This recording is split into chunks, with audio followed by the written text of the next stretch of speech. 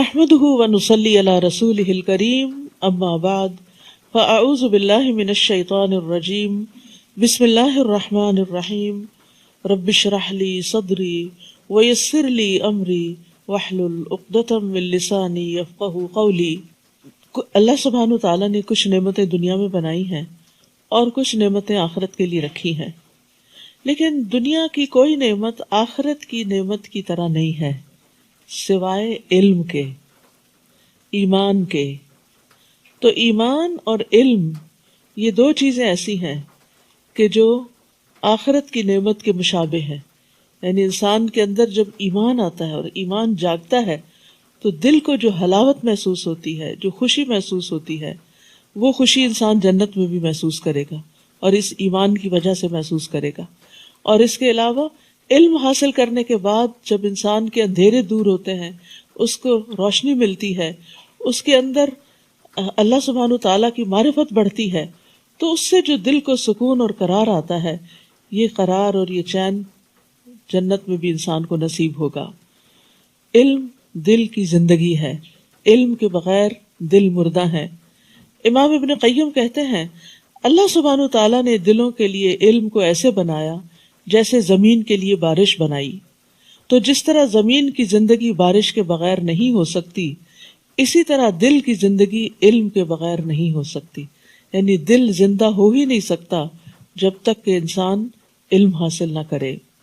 25واں پارہ شروع کرتی ہوں اللہ کے نام سے جو بے انتہا مہربان نہایت رحم فرمانے والا ہے۔ قیامت کا علم اللہ ہی کی طرف لوٹایا جاتا ہے، اور جو بھی پھل اپنے شگوفے سے نکلتا ہے، یا کوئی مادہ جو حاملہ ہوتی ہے یا بچہ پیدا کرتی ہے، تو یہ سب کچھ اللہ کے علم سے ہوتا ہے۔ اور جس دن اللہ ان مشرکوں کو پکار کر پوچھے گا کہ کہاں ہیں میرے شریک، تو وہ کہیں گے ہم آپ سے عرض کر چکے کہ آج ہم میں سے کوئی ایسی گواہی دینے والا نہیں، اور اس سے پہلے جنہیں وہ پکارا کرتے تھے ان سے گم ہو جائیں گے، اور وہ یقین کر لیں گے کہ اب ان کے لیے کوئی جائے پناہ نہیں ہے۔ یہاں پر اللہ سبحانہ تعالیٰ کے وسیع علم کا ذکر کیا جا رہا ہے، اور خاص طور پر ان امور کا ذکر کیا جا رہا ہے جن کا علم اللہ تعالیٰ کے ساتھ خاص ہے، جنہیں اس کے سوا کوئی نہیں جانتا، جس میں سب سے پہلے الیہ یرد علم الساعہ، کہ قیامت کا علم اسی کی طرف لوٹایا جاتا ہے۔ یعنی انبیاء، مرسلین، فرشتے، باقی ساری مخلوق اس بارے میں عاجز ہے اور اپنی بے بسی کا اقرار کرتے ہیں کہ کسی کو بھی یہ علم نہیں کہ قیامت کب آئے گی۔ اسی طرح جو پھل گابھوں سے نکلتے ہیں، شگوفوں سے نکلتے ہیں، جن میں تمام درختوں کے پھل ہیں، جو شہروں میں ہوں، جنگلوں میں ہوں، آپ کے گھر میں لگے ہوئے ہوں، تو کسی بھی درخت پر کوئی بھی پھل جب لگتا ہے، آج کل وہ سپراؤٹ نکل رہے ہیں نا، تو کوئی بھی اس میں سے شگوفہ پھوٹتا ہے اور اس میں سے پھر آگے کو پھل نکلتا ہے اور پھر اس پھل وہ پکتا ہے، تو یہ سب کا سب اللہ کے علم سے ہوتا ہے۔ اسی طرح کوئی مادہ، کوئی فیمیل حاملہ نہیں ہوتی، چاہے وہ بنی آدم میں سے ہو یا حیوانات میں سے ہو، مگر یہ کہ اللہ تعالیٰ کو پتا ہوتا ہے کہ کون کون کہاں پریگننٹ ہو گیا ہے۔ اور اسی طرح کوئی بچہ نہیں پیدا ہوتا، لیکن یہ کہ اللہ کے علم میں ہوتا ہے۔ تو یہاں یہ بات کہنے کا مقصد کیا ہے کہ اللہ تعالیٰ کا علم اتنا وسیع ہے، اس کے مقابلے میں لوگوں نے اللہ کے مد مقابل جو ہستیاں قرار دے رکھی ہیں، جو بت یا جن کو اللہ کا شریک قرار دیتے ہیں، تو وہ سب کیا علم رکھتے ہیں؟ کچھ بھی علم نہیں رکھتے۔ تو جس کے پاس علم ہی نہیں ہے وہ الہ بننے کا مستحق کیسے ہو سکتا ہے؟ اور قیامت کے دن اللہ سبحانہ تعالیٰ ان کے اس جھوٹ کو ظاہر کرنے کے لیے پکارے گا اور فرمائے گا این شرکائی، کہاں ہے میرے وہ شریک جن کو تم میرا شریک سمجھتے تھے، ان کی عبادت کرتے تھے، ان کی وجہ سے تم اہل ایمان سے جھگڑے کیا کرتے تھے، رسولوں کو جھٹلاتے تھے، ان سے عداوت رکھتے تھے۔ تو وہ کیا کہیں گے؟ وہ اس وقت ان سب کا انکار کر دیں گے، اور وہ کہیں گے کہ ہم آپ سے کہہ چکے کہ ہم میں سے آج کوئی بھی اس بات کی گواہی نہیں دیتا کہ کوئی بھی اللہ کے سوا اور معبود ہو سکتا ہے۔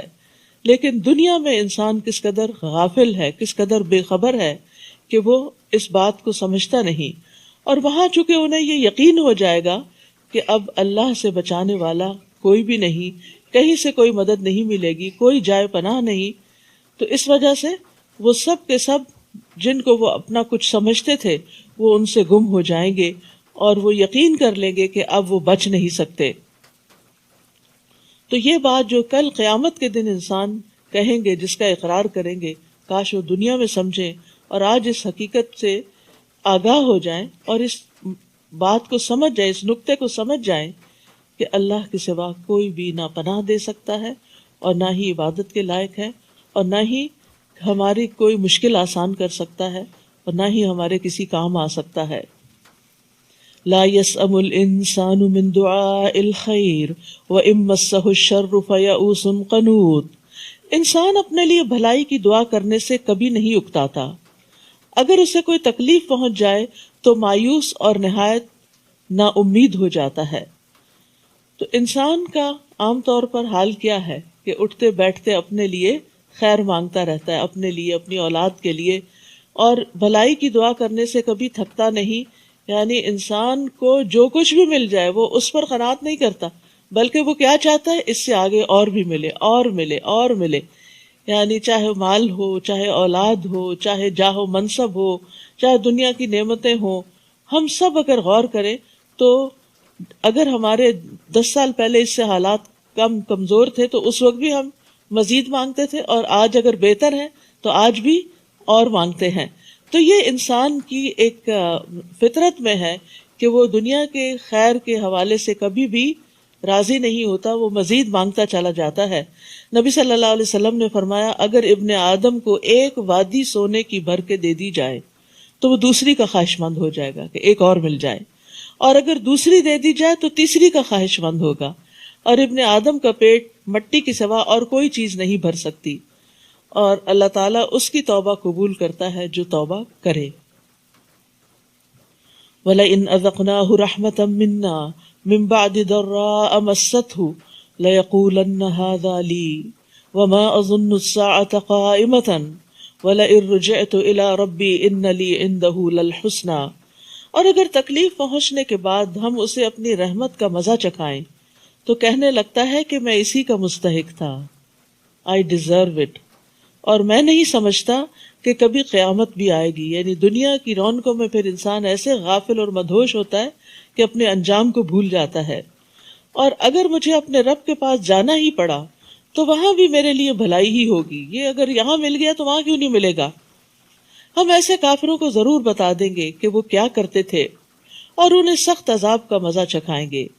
تو یہاں انسان کی دو قبیح صفات کا ذکر کیا جا رہا ہے کہ اگر اسے تکلیف پہنچتی ہے تو مایوس ہونے لگتا ہے، اور اگر انسان کو کوئی نعمت ملتی ہے، خوشحالی پہنچتی ہے، تو بھول جاتا ہے کہ انعام کس نے کیا، وہ خود تکبر کرنے لگتا ہے اور کہتا ہے کہ میں اس کا حقدار تھا۔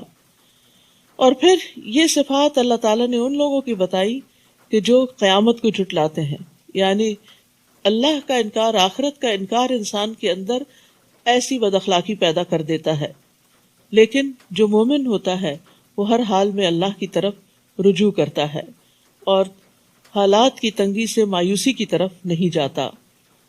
وَإِذَا أَنْعَمْنَا عَلَى الْإِنسَانِ أَعْرَضَ وَنَأَىٰ بِجَانِبِهِ وَإِذَا مَسَّهُ الشَّرُّ فَذُو دُعَاءٍ عَرِيضٍ۔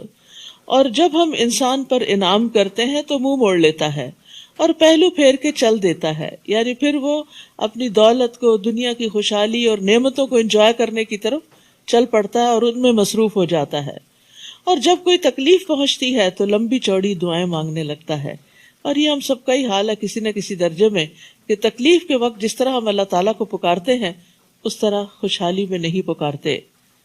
آپ ان سے پوچھئے، بھلا دیکھو اگر یہ قرآن اللہ ہی کی طرف سے ہو اور تم نے اس کا انکار کر دیا تو اس شخص سے بڑھ کر گمراہ کون ہوگا جو اس کی مخالفت میں دور تک چلا گیا ہو، کیونکہ قرآن تو کتاب ہدایت ہے، اور اگر کوئی شخص اس کو ہی نہیں مانتا تو پھر اس کا حال کیا ہوگا، وہ گمراہی میں ہی بھٹکتا پھرے گا اور وہاں تک گمراہی میں جائے گا کہ جہاں سے واپسی کا کوئی راستہ نہ ہوگا، اور کسی اور ذریعے سے اس کو ہدایت نہیں ملے گی، کیونکہ جو ہدایت کا سر چشمہ تھا، یہ ایسا ہی ہے کہ اگر کسی انسان کو پیاس لگے اور پانی کا جو چشمہ اس کے سامنے ہے اس کو چھوڑ کر آگے نکل جائے اور آگے کہیں پانی نہ ہو تو پھر وہ پیاس سے مرے گا نہیں تو کیا ہوگا؟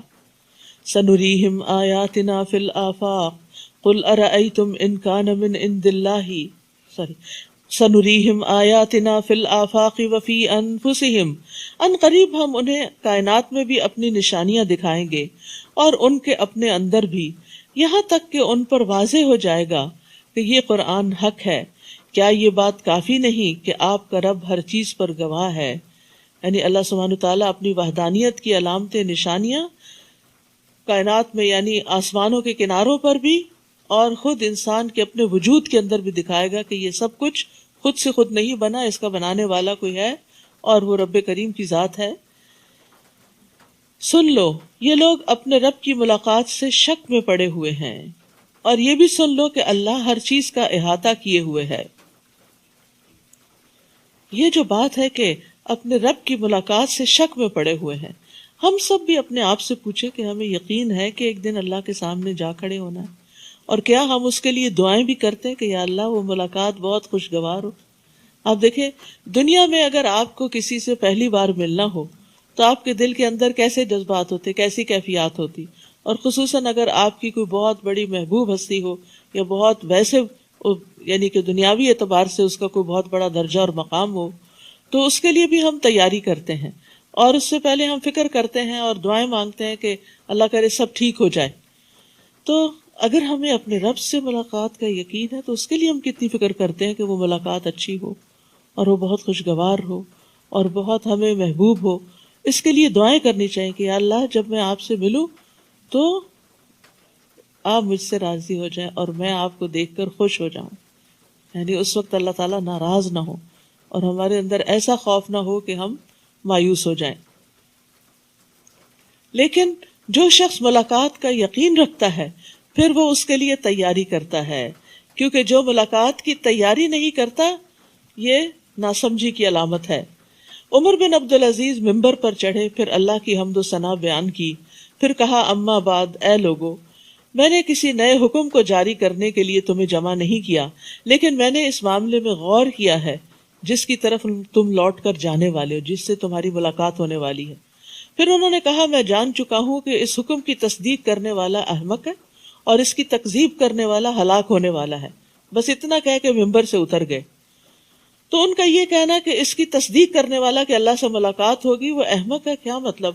یعنی جو اس کی تصدیق کرتا ہے پھر اسے چاہیے اس جیسا عمل بھی کرے، اتنی تیاری بھی کرے، یعنی جس درجے کی ہستی سے ملاقات ہے پھر اس طرح کی تیاری بھی مطلوب ہے، لیکن وہ ویسا عمل نہیں کرتا، نہ ہی اس سے ڈرتا ہے، نہ ہی اس کی ہولناکی سے خوف کھاتا ہے، حالانکہ وہ اس کی تصدیق بھی کرتا ہے، اس کے واقع ہونے کا یقین بھی رکھتا ہے، اس کے باوجود اپنے کھیل اور غفلت اور خواہشات اور گناہوں پہ اڑا رہتا ہے، تو اس اعتبار سے وہ احمق ہے۔ اور لغت میں احمق وہ ہوتا ہے جس کی عقل کمزور ہوتی ہے۔ تو اس سے کیا پتہ چلتا ہے کہ سمجھدار اور عقل مند لوگ کون ہیں؟ کہ جو اللہ کی ملاقات کی تیاری کریں عمل کر کے، اور اس کے لیے چھوٹے چھوٹے عمل بھی جو کریں تو کہا کریں اللہ یہ عمل میں صرف اور صرف تیرے لیے کر رہی ہوں تاکہ تو اس دن مجھے دیکھے تو مجھے بخش دے، مجھ سے راضی ہو جائے۔ کیونکہ بہت دفعہ ہم نیک کام کرتے بھی ہیں اور کر کے پھر احسان بھی جتاتے ہیں اور کر کے اس کو ضائع بھی کر دیتے ہیں۔ تو جو شخص اللہ کے لیے کرتا ہے وہ ہر حال میں مطمئن اور راضی ہوتا ہے کہ جس کے لیے میں نے کیا اس نے دیکھ لیا۔ سورۃ الشورى۔ شروع کرتی ہوں اللہ کے نام سے جو بے انتہا مہربان نہایت رحم فرمانے والا ہے۔ حامیم عین سین قاف۔ اللہ جو زبردست اور حکمت والا ہے، آپ کی طرف اور آپ سے پہلے رسولوں کی طرف اسی طرح وحی کرتا رہا ہے۔ آسمانوں اور زمین میں جو کچھ ہے سب اسی کا ہے، اور وہ نہایت بلند اور عظمت والا ہے، اور وہ نہایت بلند اور عظمت والا ہے۔ جو کچھ یہ مشرکین کہتے ہیں قریب ہے کہ آسمان اوپر سے پھٹ پڑے اور فرشتے اپنے رب کی حمد کے ساتھ اس کی تسبیح کرتے ہیں اور زمین میں رہنے والوں کے لیے بخشش طلب کرتے رہتے ہیں۔ سن رکھو اللہ ہی بخشنے والا اور رحم کرنے والا ہے۔ اور جن لوگوں نے اللہ کے سوا سرپرست بنا رکھے ہیں اللہ ہی ان پر نگران ہے، آپ ان کے ذمہ دار نہیں۔ اور اسی طرح ہم نے آپ کی طرف یہ قرآن عربی زبان میں نازل کیا تاکہ آپ اہل مکہ اور اس کے گرد و پیش والوں کو ڈرائیں اور انہیں جمع ہونے کے دن سے بھی ڈرائیں جس کے واقع ہونے میں کوئی شک نہیں۔ اس دن ایک گروہ تو جنت میں جائے گا اور دوسرا دوزخ میں۔ اگر اللہ چاہتا تو انہیں ایک ہی امت رہنے دیتا، مگر جسے وہ چاہتا ہے اپنی رحمت میں داخل کرتا ہے، اور ظالموں کے لیے نہ کوئی کارساز ہوگا نہ مددگار۔ کیا ان لوگوں نے اللہ کے سوا دوسروں کو اپنا کارساز بنا رکھا ہے؟ حالانکہ کارساز تو صرف اللہ ہی ہے، یعنی کام بنانے والا، اور وہی مردوں کو زندہ کرے گا اور وہ ہر چیز پر قادر ہے۔ وَمَا اخْتَلَفْتُمْ فِيهِ مِنْ شَيْءٍ فَحُكْمُهُ إِلَى اللَّهِ، اور جس بات میں بھی تم اختلاف کرتے ہو اس کا فیصلہ کرنا اللہ کا کام ہے۔ دنیا میں آپ دیکھیے کہ ہر موضوع اور ہر ٹاپک پر لوگوں کا باہم اختلاف ہوتا ہے، چاہے وہ ریلیجن ہو، پالیٹکس ہو، فائنانس ہو، کوئی بھی چیز ہو، تو اس میں لوگوں کے خیالات، نظریات مختلف ہوتے ہیں۔ دنیاوی امور میں تو اختلاف ہوتا ہے، ختم ہو جاتا ہے اور اس کے کوئی بہت بڑے کانسیکوینسز نہیں ہوتے، لیکن دین کے معاملے میں جو اختلاف ہے اس کا اصل فیصلہ تو اللہ کرے گا۔ اس لیے ہمیشہ انسان کے اندر یہ حرص ہونی چاہیے کہ میں صحیح دلیل کو اپنا لوں، کسی قسم کی انا پرستی کا شکار نہ ہوں، کسی طرح کی اپنی خواہش نفس کا شکار نہ ہوں کہ چونکہ یہ بات میری مرضی کے خلاف جاتی اس لیے اس کو چھوڑ کے کوئی اور رستہ نکالو، کیونکہ اصل فیصلہ اللہ کرے گا کہ صحیح کیا تھا اور کیا نہیں۔ وہی اللہ میرا رب ہے، میں اسی پر بھروسہ کر چکا اور اسی کی طرف رجوع کرتا ہوں، جو آسمانوں اور زمین کو پیدا کرنے والا ہے، جس نے تمہارے لیے تمہاری اپنی جنس سے بھی جوڑے بنا دیے اور چوپایوں کے بھی اسی طرح۔ وہ تمہیں زمین میں پھیلاتا ہے، کوئی چیز اس جیسی نہیں، لیس کمثلہ شیء وہو السمیع البصیر، اور وہ سب کچھ سننے والا اور دیکھنے والا ہے۔ جب ہم یہ کہتے ہیں کہ اس جیسی کوئی چیز ہی نہیں، تو پھر اللہ سبحانہ تعالیٰ کو مخلوق پر قیاس نہیں کرنا چاہیے، اللہ تعالیٰ کے لیے ایسی مثالیں نہیں بیان کرنی چاہیے جو مخلوق کے لیے ہوتی ہیں، کیونکہ اللہ تعالیٰ مخلوق میں سے چاہے انسان ہو، جن ہو، فرشتے ہوں، شجر حجر، کوئی بھی چیز، ان میں سے کسی بھی چیز کی طرح نہیں ہے۔ تو اس لیے اللہ سبحانہ تعالیٰ کا کوئی امیج اس طرح کا نہ قائم کریں کہ جو کسی انسان یا کسی یعنی خود ساختہ چیز سے ملتا ہو۔ جب بھی کوئی چیز ذہن میں آپ ہے، اللہ تعالیٰ ایسا نہیں ہے، وہ اس سے بہت بلند ہے، بہت عظیم ہے، بہت بہترین ہے، وہ میرے تصور میں نہیں آ سکتا۔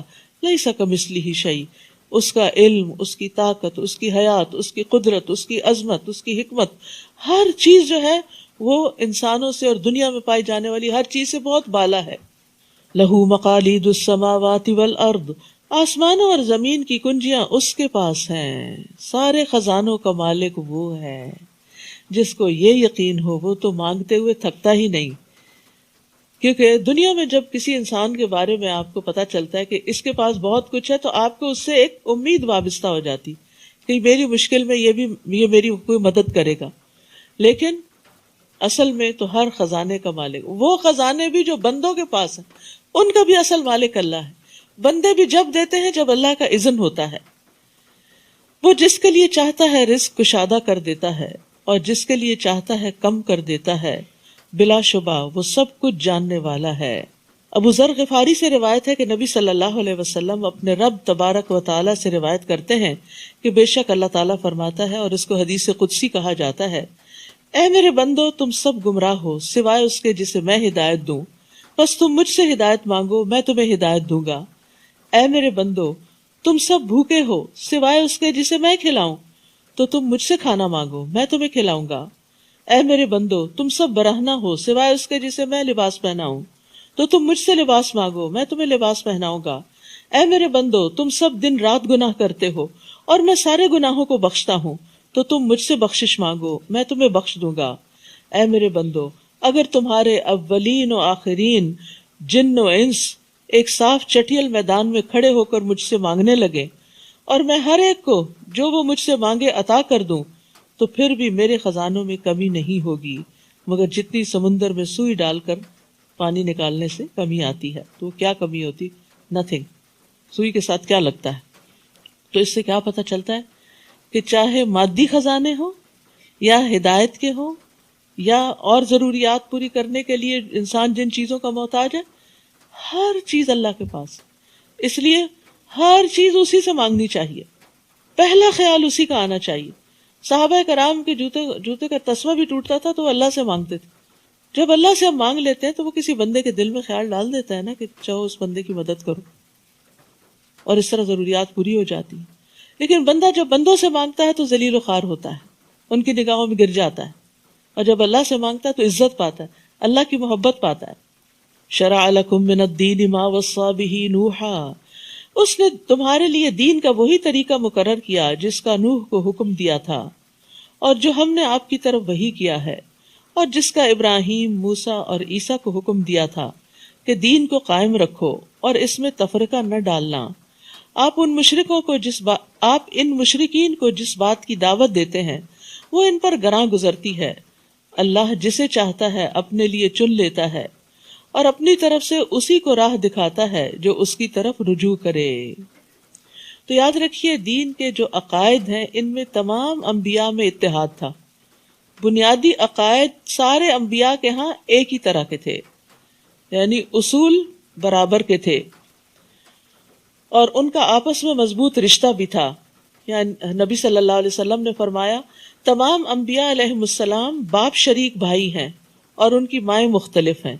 ان کا دین ایک ہی ہے اور ہمارے درمیان کوئی اور نبی نہیں ہے. یعنی نبوت سے جڑی ہوئی ہے، جس کو اللہ نے نبی بنایا بس وہی ہے. تو شریعتیں مختلف ہیں لیکن اصل دین اور عقائد ایک ہی طرح کے ہیں.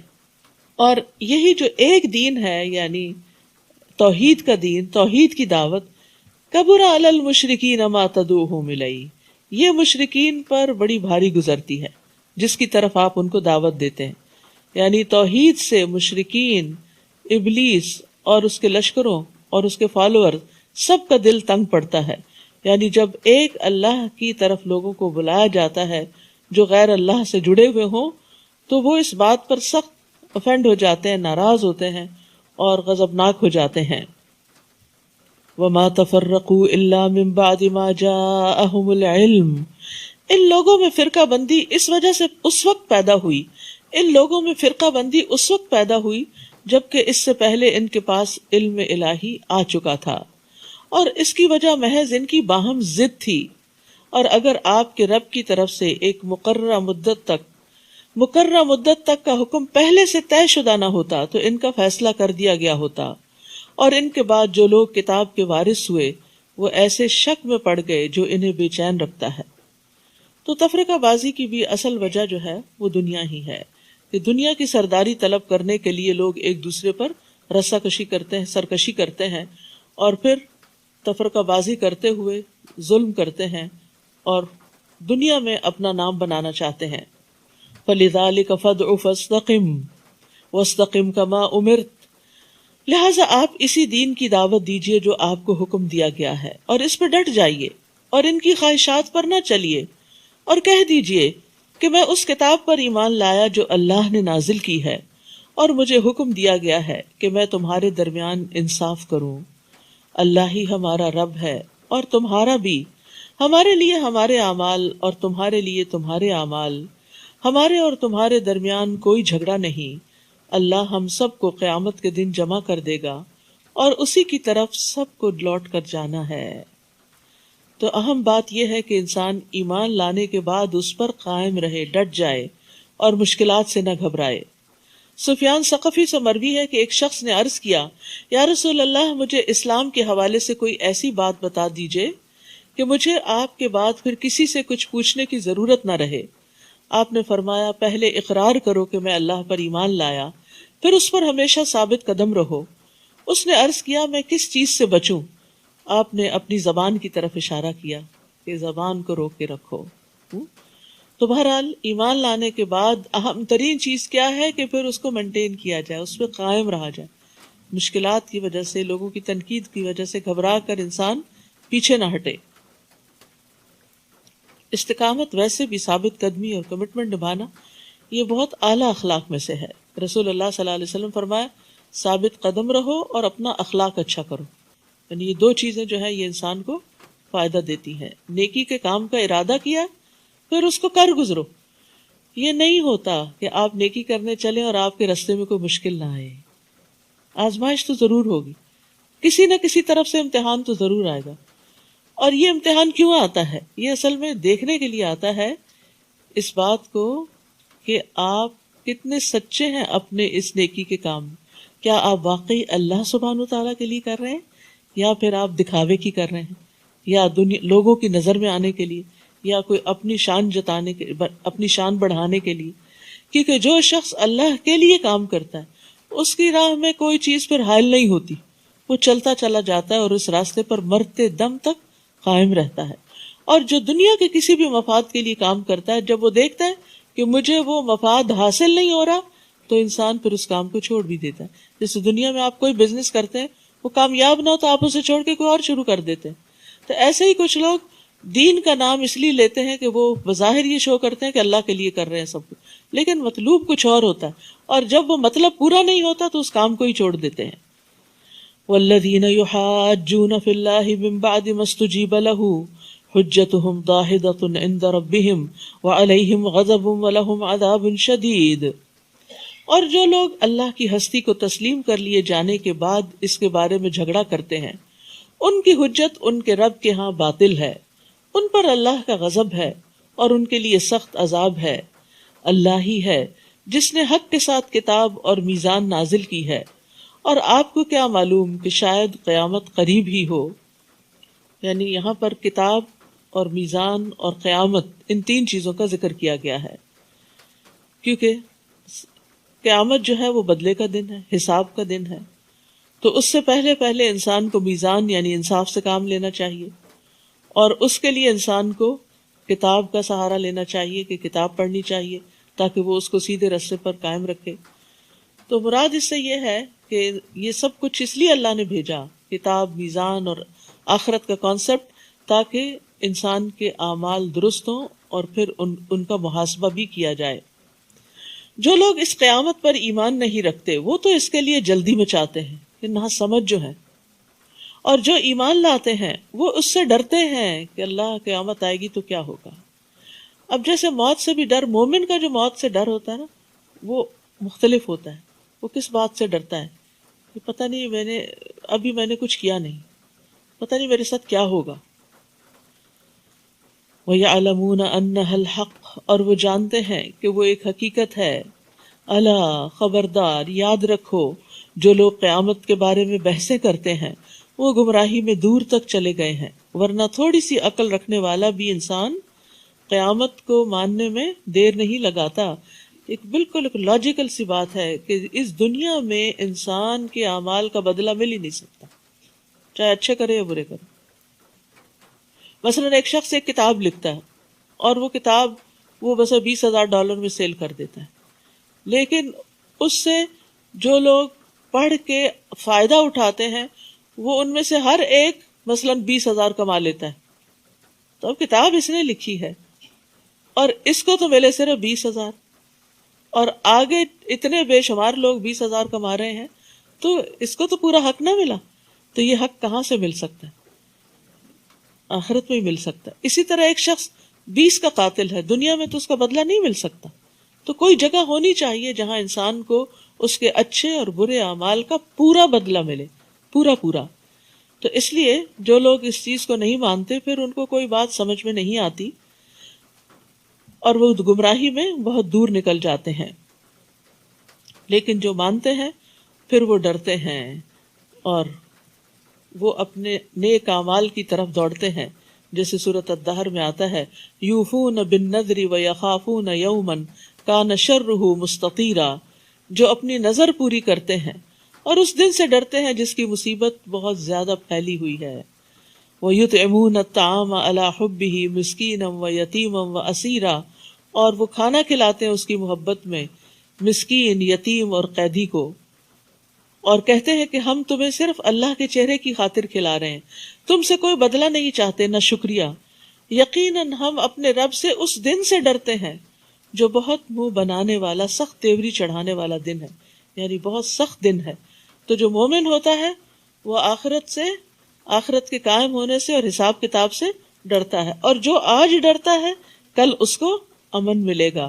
اللہ عز و جل نے فرمایا، میری عزت کی قسم مجھے، میں اپنے بندے پر 2 امن اور 2 خوف جمع نہیں کرتا۔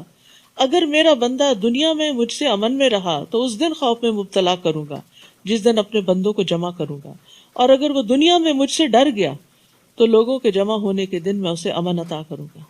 یعنی ہم سب کے اندر ایمان کا تقاضا یہ ہے کہ امید کے ساتھ ساتھ خوف بھی ہو، اور ہم سب کو قیامت کے دن کی رسوائی سے بچنے کی دعا بھی کرنی چاہیے۔ اللہم لا تخزنی یوم القیامہ، اللہ مجھے قیامت کے دن رسوا نہ کرنا۔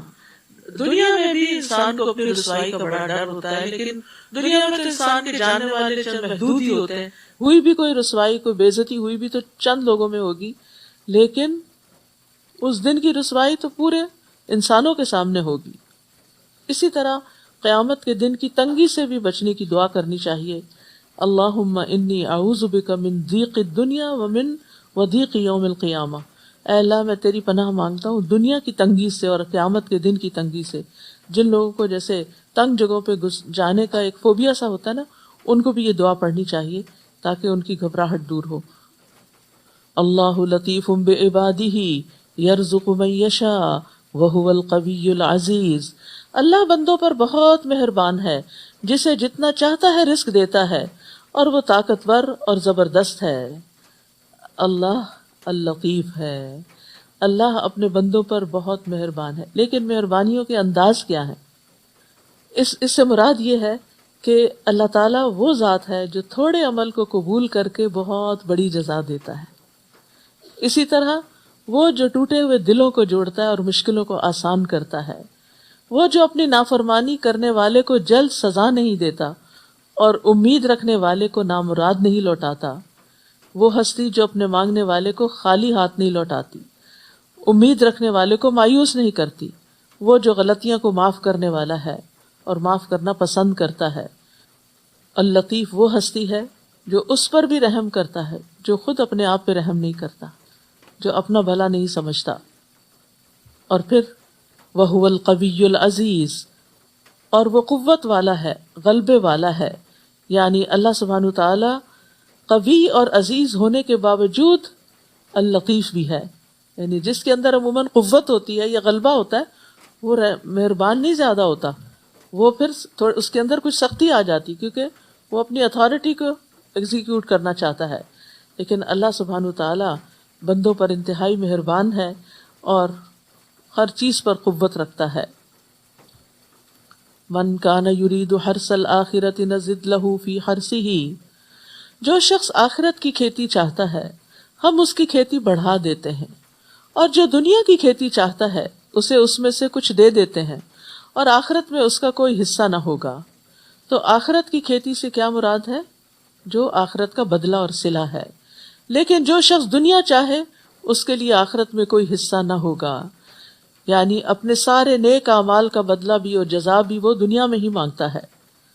کیا ان لوگوں کے ایسے شریک ہیں جنہوں نے ان کے لیے دین کا ایسا رستہ مقرر کر رکھا ہے، جنہوں نے ان کے لیے دین کا ایسا طریقہ مقرر کیا ہو جس کا اللہ نے اذن نہیں دیا، اور اگر فیصلے کی بات طے شدہ نہ ہوتی تو ان کا فیصلہ کر دیا گیا ہوتا۔ یقیناً اللہ ظالموں کے لیے یقیناً ان ظالموں کے لیے دردناک عذاب ہے۔ اس دن آپ دیکھیں گے کہ یہ ظالم اپنے اعمال سے ڈر رہے ہوں گے، مگر وہ عذاب ان پر واقع ہو کر رہے گا۔ اور جو لوگ ایمان لائے اور نیک اعمال کیے وہ جنت کے باغوں میں ہوں گے، اپنے رب کے ہاں جو چاہیں گے انہیں ملے گا، یہی بہت بڑا فضل ہے۔ کتنی بڑی خوشخبری ہے۔ ذالک الذی یبشر اللہ عبادہ، یہ وہی فضل ہے جس کی اللہ اپنے بندوں کو بشارت دیتا ہے۔ کون بندے؟ الذین آمنوا وعملوا الصالحات، جو ایمان لائے اور نیک عمل کرتے ہیں۔ تو ہمیں فکر ہونی چاہیے نیک اعمال کے کرنے کی، اور جو نیک عمل پتہ چلتا جائے اس پر عمل کرتے چلے جائیں۔ آپ ان سے کہیے کہ میں اس کام پر تم سے کوئی اجر نہیں مانگتا، البتہ قرابت کی محبت ضرور چاہتا ہوں، اور جو کوئی نیکی کمائے گا ہم اس کے لیے اس میں خوبی کا اضافہ کر دیں گے، بلا شبہ اللہ معاف کرنے والا اور قدردان ہے۔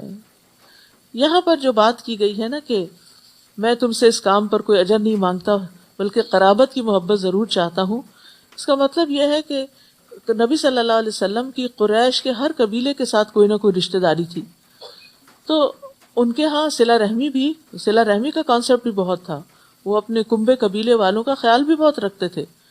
تو نبی صلی اللہ علیہ وسلم ان کو سمجھا رہے ہیں کہ اگر تم ویسے مجھ سے اتفاق نہیں کرتے تو کم از کم اپنی رشتہ داری کا ہی لحاظ رکھو اور مجھے تکلیف نہ دو اور پریشان نہ کرو۔ ام یقولون افترى علی اللہ کذبا، کیا وہ یہ کہتے ہیں کہ اس نے اللہ پر جھوٹ باندھا ہے؟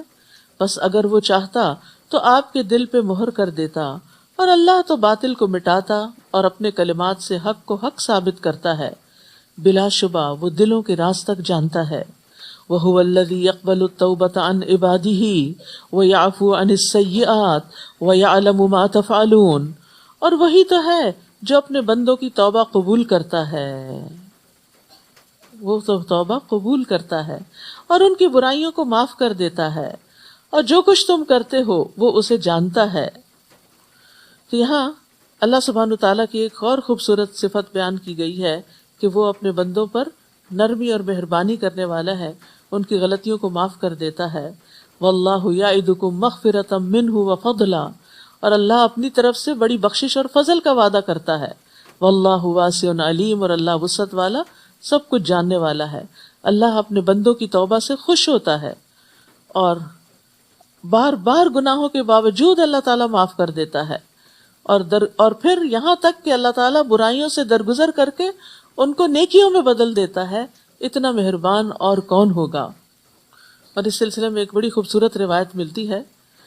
ابو طویل کہتے ہیں کہ وہ نبی صلی اللہ علیہ وسلم کے پاس آئے اور کہا، ایسے آدمی کے بارے میں آپ کا کیا خیال ہے جس نے سارے گناہوں کا ارتکاب کیا ہو، کوئی گناہ چھوڑا ہی نہ ہو، اور اس سلسلے میں اس نے اپنی ہر چھوٹی بڑی ہر خواہش پوری کر لی ہو، کیا اس کے لیے بھی کوئی توبہ ہے؟ آپ نے فرمایا، کیا تم مسلمان ہو گئے ہو؟ اس نے کہا، اشہد ان لا الہ الا اللہ وانک رسول اللہ۔ آپ نے فرمایا، تم عمل صالح کرتے رہو اور برائیوں کو چھوڑ دو، اللہ تمہارے سارے گناہوں کو نیکیوں میں بدل دے گا۔ یعنی اسلام سے پہلے جو تم نے گناہ کیے تھے وہ بھی نیکیاں بن جائیں گے۔ اس نے کہا، میرے سارے دھوکے اور بدکاریاں بھی؟ وہ پشیمان تھا نا، یہی ندامت ہوتی ہے، اور اس بات کو ایکسپٹ کرنا کہ میں غلط کر رہا تھا۔ آپ نے فرمایا ہاں۔ پھر اس شخص نے اللہ اکبر کہا، اور جب تک وہ نظروں سے اوجھل نہ ہو گیا مسلسل تکبیر پڑھتا رہا کہ اللہ بہت بڑا ہے۔ تو بات یہ ہے کہ اللہ یہ دیکھتا ہے کہ آپ کی توبہ سچی کتنی ہے اور آپ اپنے گناہوں پہ شرمندہ کتنے ہیں، کیونکہ دو طرح کی توبہ ہوتی ہے نا، ایک سچے لوگوں کی توبہ ہوتی ہے اور ایک جھوٹے لوگوں کی ہوتی ہے۔ سچی توبہ یہ ہوتی ہے کہ انسان پھر ان گناہوں سے نفرت کرتا، ان کی طرف پلٹ کے نہیں جاتا اور جانا بھی نہیں چاہتا، اور یہ کہتا ہے میں نے غلط کیا، ان گناہوں پہ اس کو ندامت ہوتی ہے، وہ روتا ہے۔ اور جھوٹی توبہ کیا ہے کہ جب کوئی کہے توبہ کر لو تو انسان زبان سے زبان ہلا دے کہ توبہ میری توبہ، اور اگلے ہی لمحے پھر کوئی غلط بات کر دے، ادھر سے توبہ بولے اور ادھر سے جھوٹ بولے، ادھر سے توبہ کہے اور ادھر سے غیبت کرے۔ تو یہ جھوٹے لوگوں کی توبہ ہوتی ہے۔ تو اس لیے کہیں دھوکہ نہ کھائیں کہ جھوٹی توبہ سے بھی یہی ملے گا جو اس شخص کی سچی توبہ سے اس کو خوشخبری ملی۔ اور جو لوگ ایمان لائیں اور نیک عمل کریں ان کی دعا قبول کرتا ہے۔ سبحان اللہ، دعاؤں کی قبولیت کے لیے نیک عمل ضروری ہے، اور اپنے فضل سے انہیں زیادہ بھی دیتا ہے، اور جو کافر ہیں ان کے لیے سخت عذاب ہے۔ اسی لیے آپ دیکھیں کہ جتنے بھی نیک کام ہیں، جیسے فرائض کی ادائیگی ہے، مثلا فرض نماز ہے، اس کے بعد دعا کریں 10 دفعہ سبحان اللہ، 10 دفعہ الحمدللہ، 10 دفعہ اللہ اکبر کہہ کے جو دعا مانگے وہ قبول ہوتی۔ تو آپ نے نماز کا فرض بھی ادا کیا اور ساتھ تسبیح پڑھی، آپ کی دعا قبول ہوئی۔ قرآن مجید پڑھنے کے بعد دعا قبول ہوتی، صدقہ خیرات کرنے کے بعد دعا قبول ہوتی ہے۔ تو نیک، یہاں بھی آپ دیکھیے کہ جو لوگ ایمان لائیں اور نیک عمل کریں اللہ ان کی دعا قبول کرتا ہے۔ تو اس میں وہ واقعہ بھی یاد کریں جو بنی اسرائیل کے 3 لوگ تھے جو ایک غار میں پھنس گئے تھے، تو انہوں نے پھر کیا کیا تھا نکلنے کے لیے؟ ان کا زور نہیں، بس نہیں چلتا تھا کہ وہ چٹان ہٹا دیں، وہ ان کے بیونڈ طاقت تھی، تو انہوں نے ان میں سے ہر ایک نے اپنا اپنا نیک عمل یاد کر کے اس کا واسطہ دیا، وسیلہ بنایا اس کو کہ یا اللہ اگر یہ عمل آپ کو پسند تھا تو اس کے صلے میں ہمیں یہاں سے نجات دے دے، اور وہ چٹان ہٹ گئی اور وہ باہر نکل آئے۔ تو اس لیے یہ بھی اصول یاد رکھنے کا ہے، اور جب کبھی کوئی دعا اٹک جائے، کوئی بات پوری نہ ہو، تو کثرت سے استغفار کریں، درود شریف پڑھیں، دعائیں کرتے رہیں، اللہ تعالیٰ ضرور سننے والا ہے، بس مایوس نہ ہو۔ اور قبولیت یا تو فوراً ہو جاتی، یا آخرت کے لیے رکھ دی جاتی، یا اس سے بہتر کوئی چیز دے دی جاتی۔ ہم مانگ کچھ رہے ہوتے ہیں، ہمیں کچھ اور مل جاتا ہے جو ہمیں اس سے بھی زیادہ بہتر کام آنے والا ہوتا ہے۔ اور پھر یہاں یہ بھی خوشخبری دی گئی کہ اپنے فضل سے اور زیادہ بھی دیتا ہے، یعنی اللہ بندے کو صرف اتنا نہیں دیتا جتنی وہ دعا مانگ رہا ہوتا ہے، وہ تو اس سے بھی زیادہ دیتا ہے۔ آپ دیکھیے ہمارے پاس آج تک جو کچھ ہے یا جو کچھ ہم استعمال کر چکے ہیں، یہ سب کچھ ہم نے مانگا تھا؟ زیادہ تر تو وہ ہے جو بن مانگے ملا ہے، تو اللہ تو بن مانگے بھی دیتا ہے، اور یہ اس کا فضل ہوتا ہے۔ لیکن اللہ تعالیٰ ایک لمٹ تک ہی سب کو دیتا ہے، کیوں؟ اس کی وجہ آگے بتا دی گئی۔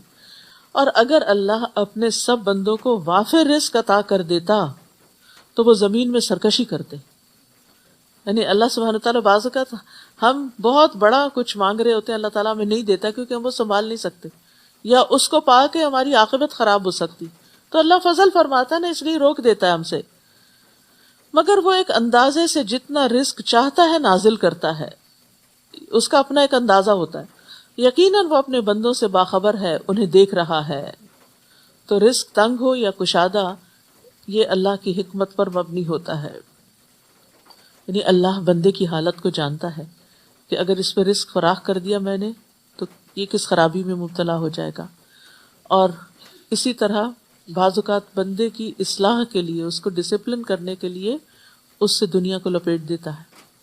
تو رزق کی تنگی نہ ذلت کا سبب ہے، اور نہ رزق کی فراخی فضیلت کا سبب ہے۔ فضیلت کا سبب تو تقویٰ ہے کہ کون اللہ سے کتنا ڈرتا ہے، کون گناہوں سے کتنا بچتا ہے۔ اور وہی تو ہے جو لوگوں کے مایوس ہو جانے کے بعد بارش برساتا ہے اور اپنی رحمت عام کر دیتا ہے، اور وہی کارساز ہے، حمد کے لائق ہے۔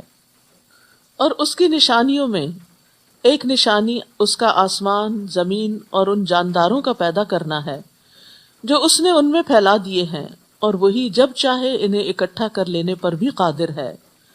اور تمہیں جو مصیبت بھی آتی ہے تمہارے اپنے ہی ہاتھوں کی کمائی کے سبب آتی ہے، اور وہ تمہارے بہت سے گناہوں سے درگزر بھی کر جاتا ہے۔ یہ بھی یاد رکھنے کی بات ہے کہ تمہیں جو مصیبت آتی ہے تمہاری اپنی غلطیوں کی وجہ سے آتی ہے، اور نہ تم اسے زمین میں عاجز کر سکتے ہو کہ تمہیں سزا نہ دے سکے، اور اللہ کے سوا نہ تمہارا کوئی کارساز ہے نہ مددگار۔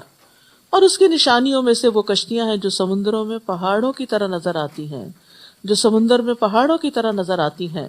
اگر وہ چاہے تو ہوا کو ساکن کر دے، اور وہ کشتیاں سطح سمندر پر کھڑی کی کھڑی رہ جائیں۔ اس میں بھی ہر صبر کرنے والے اور شکر گزار کے لیے کئی نشانیاں ہیں۔ تو خوف میں صبر اور نجات میں شکر ادا کرنا، یا ان کے برے اعمال کے سبب کشتیوں کو تباہ کر دے، اور وہ بہت سے لوگوں کو معافی کر دیتا ہے، یعنی ان کے گناہوں کے باوجود ان کی کشتیوں کو ڈبوتا نہیں۔ اور ان لوگوں کو جو ہماری آیات میں جھگڑا کرتے ہیں یہ معلوم ہو جائے کہ ان کے لیے کوئی پناہ کی جگہ نہیں۔ فما اوتیتم من شیء فمتاع الحیاۃ الدنیا وما عند اللہ خیر وابقى للذین آمنوا وعلی ربہم یتوکلون۔ تمہیں جو کچھ بھی دیا گیا ہے وہ دنیا کی زندگی کا سر و سامان ہے، اور جو کچھ اللہ کے ہاں ہے وہ بہتر اور باقی رہنے والا ہے۔ وہ ان لوگوں کے لیے ہے جو ایمان لائے اور اپنے رب پر بھروسہ کرتے ہیں، یعنی تم نے کچھ دعائیں مانگی وہ آخرت کے لیے جمع ہو گئی، وہ زیادہ بہترین صلے کے طور پر ملیں گی۔ اور وہ جو بڑے بڑے گناہوں اور بے حیائی کے کاموں سے بچتے ہیں، اور جب انہیں غصہ آ جائے تو معاف کر دیتے ہیں، غصہ آئے تو معاف کر دیتے ہیں۔ تو گناہ کیا ہوتا ہے؟ یہاں گناہ اور فواحش اور غضب کی بات کی گئی ہے، اور بڑے گناہ۔ رسول اللہ صلی اللہ علیہ وسلم نے فرمایا گناہ وہ ہے جو تمہارے دل میں کھٹکے اور تم لوگوں کا اس پہ مطلع ہونا پسند نہ کرو، یعنی جو چیز تم لوگوں سے چھپانے لگ جاؤ۔ اور پھر بڑے گناہوں کی یہ بات کی گئی، لیکن چھوٹے چھوٹے گناہ بھی کٹھے ہو جائیں تو انسان کو ہلاک کر دیتے ہیں. انس کہتے ہیں تم ایسے ایسے عمل کرتے ہو جو تمہاری نظر میں بال سے زیادہ باریک ہیں، تم ان کو حقیر سمجھتے ہو، اور ہم لوگ نبی صلی اللہ علیہ وسلم کے زمانے میں ان گناہوں کو ہلاک کر دینے والا سمجھتے تھے. اس لیے انسان کو ہر گناہ سے بچنے کی دعا کرنی چاہیے، خصوصاً فواحش سے. اور فواحش جو ہیں، یہ جو دعا ہے وَاصْرِفْ عَنَّا الْفَوَاحِشَ مَا ظَهَرَ مِنْهَا وَمَا بَطَنَ ربنا اصلح بیننا واہدنا سبل السلام میں آتی یہ دعا.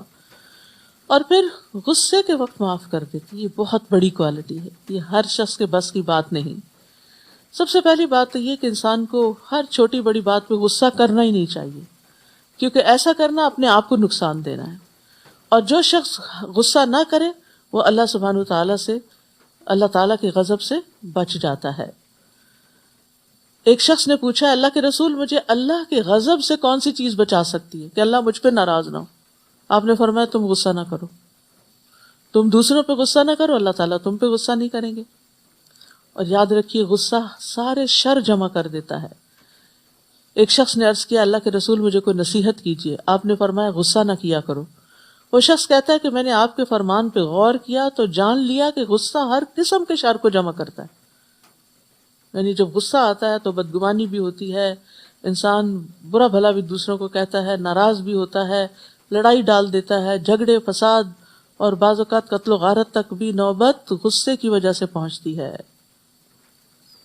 والذین استجابوا لربہم واقاموا الصلاۃ، وہ جو اپنے رب کا حکم مانتے ہیں اور نماز قائم کرتے ہیں اور ان کے کام باہمی مشورے سے طے پاتے ہیں، اور جو رزق ہم نے انہیں دیا ہے اس میں سے خرچ کرتے ہیں. تو یہاں پر مشورے کی اہمیت پتہ چلتی ہے کہ اللہ سبحانہ وتعالیٰ اہل ایمان کی صفات میں سے ایک صفت یہ بتاتے ہیں کہ وہ باہم مشورہ کرتے ہیں. مشورہ جو ہے وہ انسان کو بہتری کی طرف لے جاتا ہے. حسن کہتے ہیں اللہ کی قسم جب کسی قوم نے مشورے کا طریقہ اختیار کیا تو جو کچھ ان کے پاس موجود ہے اس میں سے سب سے بہتر چیز کی طرف ان کی رہنمائی کی گئی، اور پھر انہوں نے اسی آیت کی تلاوت کی. خود نبی صلی اللہ علیہ وسلم کی زندگی میں ہم دیکھتے ہیں کہ آپ اپنے صحابہ سے، اپنے قریبی ساتھیوں سے مشورے کیا کرتے تھے. ابن عمر کہتے ہیں کہ مسلمان جب مدینہ آئے تو نماز کے لیے نماز کے وقت کا اندازہ کر کے جمع ہوتے تھے، یعنی سورج کے ڈھلنے وغیرہ کو دیکھ کے. اس وقت نماز کے لیے اعلان نہیں ہوتا تھا. تو ایک دن مسلمانوں نے اس بارے میں گفتگو کی کہ کچھ سوچنا چاہیے کہ اعلان ہو نماز کا. بعض نے کہا عیسائیوں کی طرح ناقوس بنا لو، بعض نے کہا یہودیوں کی طرح بگل بنا لو اور ایک نرسنگا رکھ لیا جائے. حضرت عمر نے کہا تم ایسا آدمی کیوں نہیں مقرر کر دیتے جو نماز کی اطلاع دے؟ تو اللہ سبحانہ تعالیٰ تو رسول اللہ صلی اللہ علیہ وسلم نے فرمایا اے بلال اٹھو نماز کے لیے پکارو. اور آذان جو ہے وہ یعنی اس سے طے کرنے سے پہلے، حالانکہ یہ ایک عبادت ہے لیکن اس میں بھی نبی صلی اللہ علیہ وسلم نے ساتھیوں سے مشورہ کیا. تو اور پھر اس میں ایک بہت بڑا فائدہ یہ ہوتا ہے کہ جو لوگ مشورے میں شریک ہوتے ہیں وہ اپنے آپ کو اہم سمجھتے ہیں کہ ہمیں امپورٹنس دی گئی ہے، اور یہ چیز ٹیم کو مضبوط کرتی ہے. اسی طرح جتنے لوگ مشورہ دینے میں شامل ہوتے ہیں ان کے اندر ایک مضبوط احساس ذمہ داری پیدا ہو جاتا ہے کہ ہمیں اس کام کو اب مل کے نبھانا بھی ہے. لوگوں کے اندر ایک موٹیویشن کا لیول آتا ہے. اور گروپ کے اندر جو تجربہ کار لوگ ہوتے ہیں ان کے مشورے سے کوئی بہتر فیصلہ ہوتا ہے. اور پھر یہ ہے کہ باہمی موافقت بھی بڑھتی ہے اور ایک دوسرے سے انڈرسٹینڈنگ بڑھتی ہے، ایک دوسرے کا نقطہ نظر پتہ چلتا ہے، اور سب کا مشورہ لینے کے بعد جو فیصلہ کیا جاتا ہے وہ زیادہ بہتر فیصلہ ہوتا ہے. اور جب ان پر زیادتی ہوتی ہے تو وہ بدلہ لے لیتے ہیں، اور برائی کا بدلہ ویسی ہی برائی ہے. پھر جو کوئی معاف کر دے اور صلح کر لے تو اس کا اجر اللہ کے ذمہ ہے، وہ ظالموں کو قطعاً پسند نہیں کرتا. اور جو شخص ظلم ہونے کے بعد بدلہ لے لے تو اس پر کوئی الزام نہیں ہے. ظالموں سے درگزر کرنا انتقام لینے سے افضل ہے، کیونکہ معاف کرنا اللہ تعالیٰ کی محبوب صفت ہے. ان اللہ عفو انک عفو تحب العفو فاعف عنی. اللہ تو معاف کرنے والا ہے، معافی کو پسند کرتا ہے، تو مجھے معاف کر دے. نبی صلی اللہ علیہ وسلم اپنی ذات کے لیے کسی سے انتقام نہیں لیتے تھے، لیکن اگر کوئی اللہ کی حد ٹوٹتی تھی تو وہاں پر آپ انتقام لیتے تھے. تو اس کا مطلب یہ ہے کہ اگر کوئی چیز پرسنل آپ کو نقصان دے رہی ہے تو اس پہ آپ معاف کر سکتے ہیں، لیکن اگر کوئی اجتماعیت کو نقصان دے رہی ہے تو آپ ڈسپلن بھی کر سکتے ہیں. تو معاف کرنے سے بڑا فائدہ کیا ہوتا ہے؟ اللہ تعالیٰ معاف کر دیتا ہے. نبی صلی اللہ علیہ وسلم نے منبر پر فرمایا، رحم کرو تم پہ رحم کیا جائے گا، تم معاف کر دو اللہ تمہیں معاف کر دے گا. انما السبیل علی الذین یظلمون الناس، الزام تو ان لوگوں پر ہے جو لوگوں کو ظلم کرنے اور زمین میں، یعنی جو لوگوں پر ظلم کرتے ہیں اور زمین میں ناحق زیادتی کرتے ہیں، ایسے ہی لوگوں کے لیے دردناک عذاب ہے. یعنی ظالم جو ہے وہ عذاب کا پھر مستحق بن جاتا ہے، اگرچہ دنیا میں لوگ اس کو معاف کر دیں یا بدلہ نہ بھی لے، لیکن قیامت کے دن اس کی پکڑ ہوگی. اور جو شخص صبر کرے اور معاف کر دے تو یہ بڑی ہمت کا کام ہے. یعنی صبر کرنا اور زیادتی کرنے والوں سے درگزر کرنا بہت بڑے حوصلے کی بات ہے، بڑے لوگوں کا کام ہے، یہ چھوٹے دل والوں اور چھوٹوں کا کام نہیں ہے. اور جسے اللہ گمراہ کر دے تو اس کے بعد اس کا کوئی کارساز نہیں. اور آپ ظالموں کو دیکھیں گے کہ جب وہ عذاب دیکھیں گے تو کہیں گے کہ کیا واپس پلٹنے کی بھی کوئی راہ ہے. اور آپ دیکھیں گے کہ جب انہیں اس دوزخ پر پیش کیا جائے گا تو ذلت کے مارے جھکے ہوئے چھپی ہوئی نگاہوں سے دیکھ رہے ہوں گے. اور جو لوگ ایمان لائے تھے وہ کہیں گے کہ اصل میں خسارہ اٹھانے والے وہ لوگ ہیں جنہوں نے قیامت کے دن اپنے آپ کو اور اپنے گھر والوں کو خسارے میں رکھا. سن لو ظالم لوگ دائمی عذاب میں رہیں گے. تو اصل نقصان کیا ہے کہ انسان خود کو بھی اور اپنے اہل و عیال کو بھی قیامت کے دن خسارے میں مبتلا کر دے. اور وہ اس طرح کہ اگر دونوں جہنم میں ساتھ ہوں گے تو ایک دوسرے کی مدد نہیں کریں گے، اور اگر ایک جنت میں چلا گیا اور ایک جہنم میں تو بھی ایک دوسرے کے کام نہیں آئیں گے. اور ان کے کوئی حمایتی نہ ہوں گے جو اللہ کے مقابلے میں ان کی مدد کریں. اور جسے اللہ گمراہ کر دے اس کے لیے بچاؤ کی کوئی راہ نہیں. اس دن کے آنے سے پہلے پہلے اپنے رب کا حکم مان لو جس کے ٹلنے کی کوئی صورت اللہ کی طرف سے نہیں. اس دن تمہارے لیے کوئی جائے پناہ نہ ہوگی اور نہ تم انکار کر سکو گے. یعنی انسان کو عمل اس وقت سے پہلے کر لینا چاہیے. آج عمل کا وقت ہے، کل جزا کا وقت ہے. پھر اگر وہ منہ موڑیں یعنی عمل نہ کریں تو ہم نے آپ کو ان پر نگران بنا کر نہیں بھیجا. ہر شخص اپنے کام کا خود ذمہ دار ہے. آپ کے ذمے تو صرف پہنچا دینا ہے. اور جب ہم انسان کو اپنی رحمت کا مزہ چکھاتے ہیں تو وہ پھول جاتا ہے، اور اگر انہی کی بدعملیوں کے سبب کوئی تکلیف پہنچے تو اس وقت ناشکرا ہی ثابت ہوا ہے. للہ ملک السماوات والارض، آسمانوں اور زمین کی بادشاہت اللہ کے لیے ہے.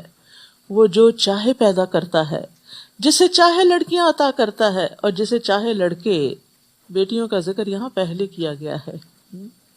بیٹیوں کی تربیت کرنا اور ان سے اچھا سلوک کرنا یہ بہت بڑے نیک اعمال میں سے ہے. یا لڑکے اور لڑکیاں ملا کر دیتا ہے اور جسے چاہے بانجھ بنا دیتا ہے. یقیناً وہ سب کچھ جاننے والا قدرت والا ہے. اب دیکھیے کہ اللہ تعالیٰ نے مختلف طرح کے انسان پیدا کیے. آدم علیہ السلام جن کے ماں اور باپ دونوں نہیں تھے، حوا علیہ السلام جن کی ماں نہیں تھی، وہ حضرت آدم سے پیدا ہوئی تھی. پھر سارے انسان جن کے ماں باپ ہوتے، پھر عیسیٰ علیہ السلام جن کے باپ نہیں تھے اور ماں تھی. تو یہ سب اللہ کی قدرت کی نشانیاں ہیں. وہ جیسے چاہے پیدا کر سکتا ہے کیونکہ وہی خلاق عظیم ہے. اور کسی انسان کے لیے ممکن نہیں کہ وہ اللہ سے روبرو بات کرے، آمنے سامنے. البتہ یہ وحی کی صورت میں یا پردے کے پیچھے سے ہو سکتی ہے، یا وہ کوئی فرشتہ بھیجتا ہے اور وہ اللہ کے حکم سے جو چاہتا ہے وہی کرتا ہے. وہ یقیناً بلند اور حکمت والا ہے. اور اسی طرح ہم نے اپنے حکم سے ایک روح آپ کی طرف وحی کی. اس سے پہلے آپ نہیں جانتے تھے کہ کتاب کیا چیز ہے، ایمان کیا ہوتا ہے، لیکن ہم نے اس روح کو ایک روشنی بنا دیا. ہم اپنے بندوں میں سے جسے چاہیں اس روشنی سے راہ دکھا دیتے ہیں، اور بلا شبہ آپ سیدھی راہ کی طرف رہنمائی کر رہے ہیں. تو یاد رکھیے یہ روح کیا ہے، یہ وحی ہے، قرآن ہے. قرآن دلوں کا موسم بہار ہے. جس طرح بارش برستی ہے تو زمین پھبک اٹھتی ہے، اسی طرح دل پہ وحی کی بارش ہوتی ہے تو دل کھل اٹھتا ہے. اور ویسے بھی تلاوت کا اہتمام جو ہے وہ انسان کے لیے دنیا میں رحمت کا باعث ہے، اور آسمان میں باعث رحمت اور زمین میں باعث تذکرہ ہے۔ صراط اللہ الذی لہ ما فی السماوات و ما فی الارض الا الی اللہ تصیر الامور، اس اللہ کی راہ کی طرف جو آسمانوں اور زمین میں موجود ہر چیز کا مالک ہے، یاد رکھو سارے معاملات ہی اللہ کی طرف لوٹتے ہیں۔ سورۃ الزخرف۔ شروع کرتی ہوں اللہ کے نام سے جو بے انتہا مہربان نہایت رحم فرمانے والا ہے۔ حامیم، اس واضح کتاب کی قسم کہ ہم نے عربی زبان کا قرآن بنایا، کہ ہم نے اسے عربی زبان کا قرآن بنایا تاکہ تم اس کو سمجھ سکو۔ یعنی عربی زبان میں ہی یہ قوت تھی کہ وہ اس کے مفہوم کو ادا کر سکے، کوئی اور زبان اس قابل نہ تھی۔ بلا شبہ یہ قرآن ام الکتاب لوح محفوظ میں درج ہے، جو ہمارے پاس بڑی بلند مرتبہ اور حکمت والی کتاب ہے۔ تو کیا ہم تمہیں درگزر کرتے ہوئے تمہاری طرف یہ ذکر بھیجنا چھوڑ دیں، صرف اس لیے کہ تم حد سے بڑھے ہوئے لوگ ہو؟ اور ہم نے پہلی قوموں میں بھی کتنے ہی رسول بھیجے، اور جب بھی ان کے پاس کوئی نبی آیا تو انہوں نے اس کا مذاق ہی اڑایا، تو ہم نے انہیں ہلاک کر دیا، حالانکہ وہ ان سے زیادہ طاقتور تھے، اور پہلے لوگوں میں ایسی کئی مثالیں گزر چکی ہیں۔ اور اگر آپ ان سے پوچھیں کہ آسمانوں اور زمین کو کس نے پیدا کیا، تو یقیناً کہیں گے کہ اللہ نے پیدا کیا، جو بڑا زبردست اور سب کچھ جاننے والا ہے، جس نے تمہارے لیے زمین کو گہوارہ بنایا اور اس میں تمہارے لیے راستے بنا دیے تاکہ تم اپنی منزل تک پہنچنے کے لیے راہ پا سکو، اور جس نے ایک خاص مقدار میں آسمان سے پانی اتارا، پھر ہم نے اس سے مردہ زمین کو زندہ کر دیا، اس طرح تم بھی زمین سے نکالے جاؤ گے، یعنی قیامت آئے گی تو زمین سے اسی طرح تم بھی پیدا ہو جاؤ گے۔ اور جس نے تمام مخلوق کے جوڑے بنائے، نیز تمہارے لیے کشتیاں اور چوپائے بنائے جن پر تم سوار ہوتے ہو، تاکہ تم ان کی پشت پر جم کر بیٹھ سکو، پھر جب اس پر ٹھیک طرح بیٹھ جاؤ تو اپنے رب کا احسان یاد کرو اور کہو پاک ہے وہ ذات جس نے ہمارے لیے اسے مطیع کر دیا، اور ہم تو اسے قابو میں نہ لا سکتے تھے، اور بلا شبہ ہم اپنے رب کی طرف لوٹنے والے ہیں۔ تو سواری پر بیٹھ کر یہ دعا پڑھی جاتی ہے، سبحان الذی سخر لنا ھذا وما کنا لہ مقرنین وانا الی ربنا لمنقلبون۔ نبی صلی اللہ علیہ وسلم جب سواری پہ بیٹھتے تھے تو یہ بھی پڑھتے تھے، یعنی بسم اللہ پڑھتے، پھر الحمدللہ کہتے، پھر سبحان الذی سخر لنا پڑھتے، پھر یہ بھی سبحانک انی قد ظلمت نفسی فاغفر لی فانہ لا یغفر الذنوب الا انت۔ اور پھر یہ ہے کہ سفر میں انسان جس بھی وجہ سے سفر کے لیے نکلے، اس سفر میں اپنے رب کو یاد کرتا رہے۔ یہ نہیں کہ صرف سواری پہ بیٹھتے ہوئے، سواری کے دوران بھی، بلکہ آپ اپنے بہت سے اذکار جو ہیں، جو دن کے آپ نے باندھی ہوئی ہیں تسبیحات، وہ سفر میں روزانہ کے رائڈ میں آتے جاتے ان کو مکمل کر سکتے ہیں۔ اور ان لوگوں نے اللہ کے بندوں میں سے بعض کو اس کا حصہ بنا ڈالا، جز بنا ڈالا۔ بلا شبہ انسان صریح احسان فراموش ہے۔ کیا اس نے اپنی مخلوق میں سے اپنے لیے بیٹیاں پسند کی اور تمہیں بیٹوں سے نوازا؟ اور جب ان میں سے کسی کو وہ خوشخبری دی جائے جسے یہ رحمان سے منسوب کرتے ہیں، یعنی لڑکی کی، تو اس کا چہرہ سیاہ پڑ جاتا ہے اور وہ غم سے بھر جاتا ہے۔ کیا اللہ کے لیے وہ اولاد ہے جو زیور میں پرورش پاتی ہے اور بحث اور حجت میں اپنا مدعا بھی واضح نہیں کر سکتی؟ اور ان لوگوں نے فرشتوں کو جو رحمان کے بندے ہیں عورتیں قرار دے دیا۔ کیا یہ ان کی پیدائش کے وقت موجود تھے؟ ان کی ایسی شہادت ضرور لکھی جائے گی اور ان سے باز پرس بھی ہوگی۔ جس سے پہلے بھی میں نے عرض کیا تھا نا کہ اہل عرب کا عقیدہ یہ تھا کہ اللہ سبحانہ وتعالیٰ نے جنوں کے ساتھ رشتہ ازدواج قائم کیا اور پھر ان سے بیٹیاں پیدا ہوئی، نعوذ باللہ، فرشتوں کی شکل میں، اور کہتے ہیں کہ اگر رحمان چاہتا تو ہم ان کی عبادت نہ کرتے۔ انہیں اس مشیت الہی کا کچھ علم نہیں، یہ محض اٹکلیں دوڑا رہے ہیں۔ کیا ہم نے انہیں اس سے پہلے کوئی کتاب دی تھی جسے وہ مضبوطی سے تھامنے والے ہیں؟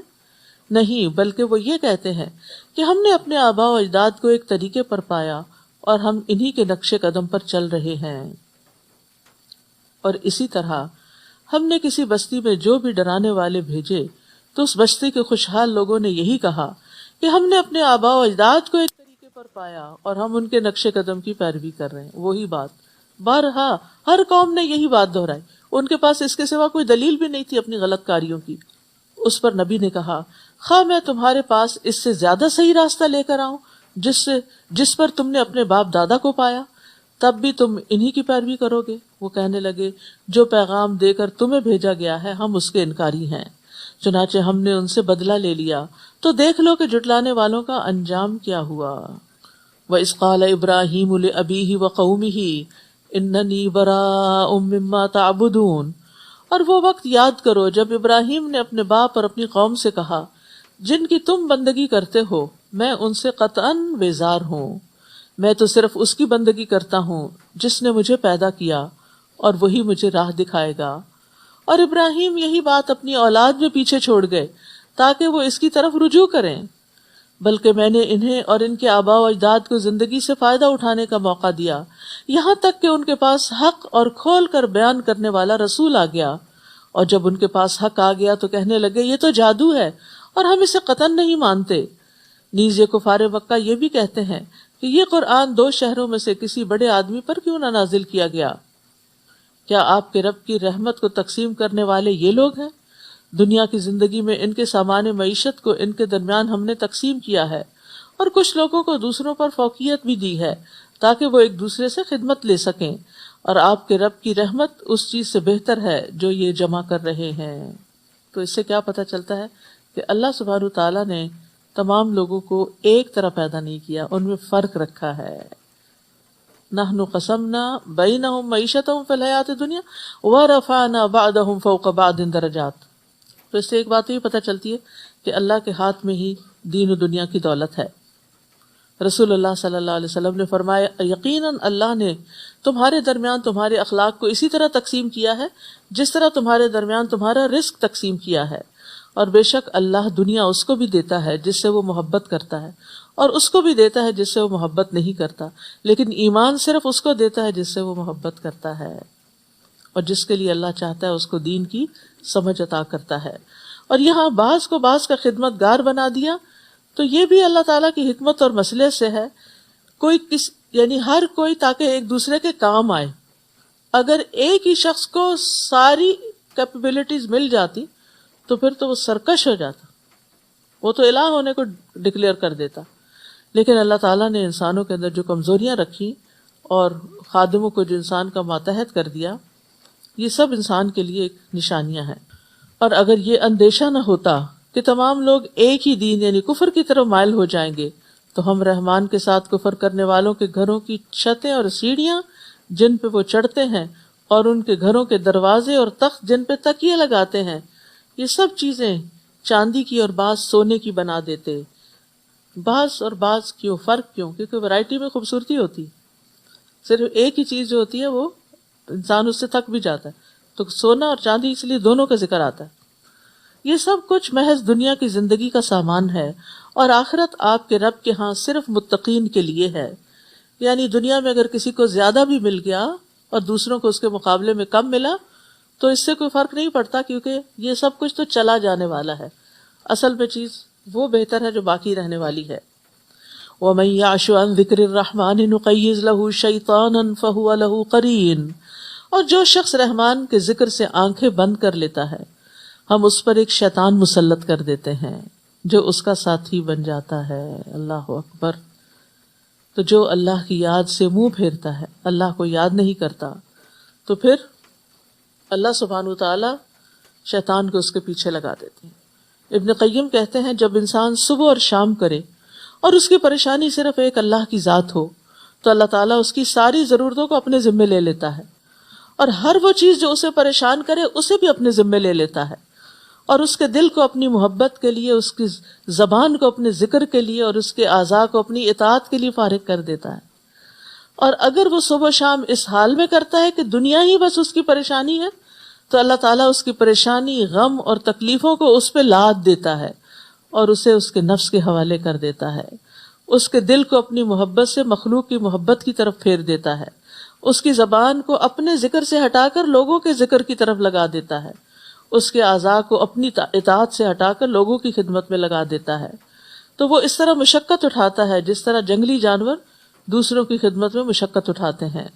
تو وہ اس بھٹی کی طرح ہو جاتا ہے جس کے پیٹ میں ہوا بھر دی جاتی ہے، پھر اس کی پسلیوں سے اس ہوا کو دوسروں کے فائدے کے لیے نچوڑ دیا جاتا ہے، یعنی ہر حال میں اس کو مشقت ہی مشقت ہوتی ہے۔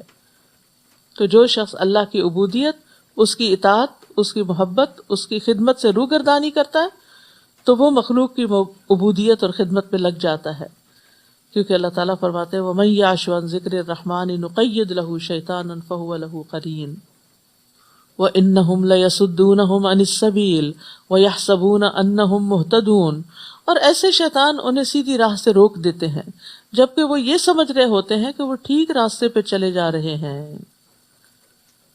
جب دنیا کی کثرت انسان کو اللہ کے ذکر سے غافل کرتی ہے تو پھر کیا ہوتا ہے؟ انسان دنیا میں پھنس جاتا ہے اور فرشتے وغیرہ ان سے دور ہو جاتے ہیں اور شیطان ان کے ساتھ لگ جاتے ہیں۔ یہ یاد رکھیے، جو اللہ کی یاد سے صبح کا آغاز کرتا ہے، اللہ ہی اس کا سب سے اہم ترین چیز ہوتی ہے، تو فرشتے بھی اس کے مددگار ہو جاتے ہیں، اللہ کی مدد آتی ہے اس کے لیے، اس کے کام آسان ہو جاتے ہیں۔ اور اس کے برعکس جو دنیا ہی دنیا کی طرف جانے والا ہوتا ہے، غافل ہوتا ہے، تو وہ برائیوں کی طرف مائل ہو جاتا ہے، اور پھر اللہ سبحانہ وتعالیٰ کے ذکر سے غافل ہو کر فرشتے اس کا پیچھا کرتے ہیں۔ قرآن مجید میں آتا ہے فَاذْكُرُونِي أَذْكُرْكُمْ، تم مجھے یاد کرو میں تمہیں یاد کروں گا۔ حدیث میں آتا ہے میں اپنے بندے کے ساتھ ہوتا ہوں اس وقت تک جب بھی وہ مجھے یاد کرتا ہے اور میری یاد میں اپنے ہونٹ ہلاتا ہے۔ اور جب لوگ مل کے اللہ کا ذکر کرتے ہیں تو فرشتے انہیں گھیر لیتے ہیں، رحمت ان کو ڈھانپ لیتی ہے، سکینت ان پہ نازل ہوتی ہے، اور اللہ اپنے پاس والوں میں ان کا ذکر فرماتا ہے۔ اور شیطان کے حملے سے بچاؤ کا ذریعہ ذکر ہی ہے، یعنی غفلت شیطان کو مسلط کر دیتی ہے اور ذکر کرنا شیطان کو دور کر دیتا ہے یا آنے نہیں دیتا اپنی طرف۔ حتی اذا جاءنا قال یا لیت بینی و بینک بعد المشرقین فبئس القرین، حتیٰ کہ جب وہ ہمارے پاس آئے گا تو اپنے ساتھی سے کہے گا کاش میرے اور تمہارے درمیان مشرق و مغرب کی دوری ہوتی۔ I wish I didn't meet you, I didn't see you، تو بہت ہی برا ساتھی نکلا۔ کیونکہ بعض اوقات انسان دنیا میں بھی کچھ لوگوں سے ملنے کے بعد بڑا پچھتاتا ہے کہ میں تو سیدھے راستے پہ جا رہا تھا اور فلاں کی دوستی نے مجھے اس راستے سے بھٹکا دیا۔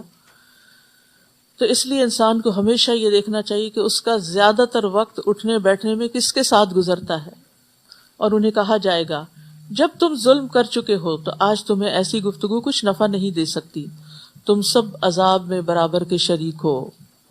کیا آپ بہروں کو سنا سکتے ہیں یا اندھوں کو، اور ایسے لوگوں کو جو سری گمراہی میں پڑے ہوئے ہوں ہدایت دے سکتے ہیں؟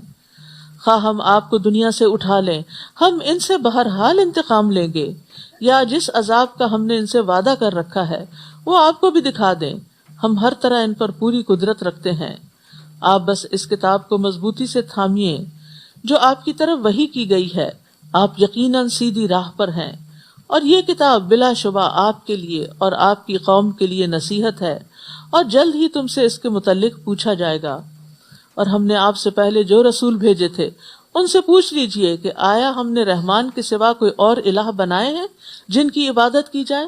اور ہم نے موسیٰ کو اپنی نشانیاں دے کر فرعون اور اس کے درباریوں کی طرف بھیجا، تو موسیٰ نے جا کر کہا میں رب العالمین کا رسول ہوں۔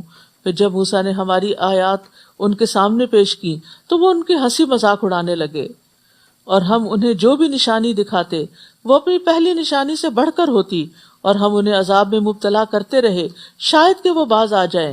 ہر بار یہی کہتے اے جادوگر، نعوذ باللہ، یہ موسیٰ علیہ السلام کو کہتے تیرے رب نے جو تجھ سے دعا کی قبولیت کا عہد کر رکھا ہے تو ہمارے لیے دعا کر، ہم ضرور تیرے سیدھے راستے پہ آ جائیں گے۔ پھر جب ہم ان سے عذاب ہٹا لیتے تو وہ فوراً اپنا عہد توڑ دیتے، وہی کچھ کرنے لگتے جس کے نہ کرنے کا انہوں نے وعدہ کیا تھا۔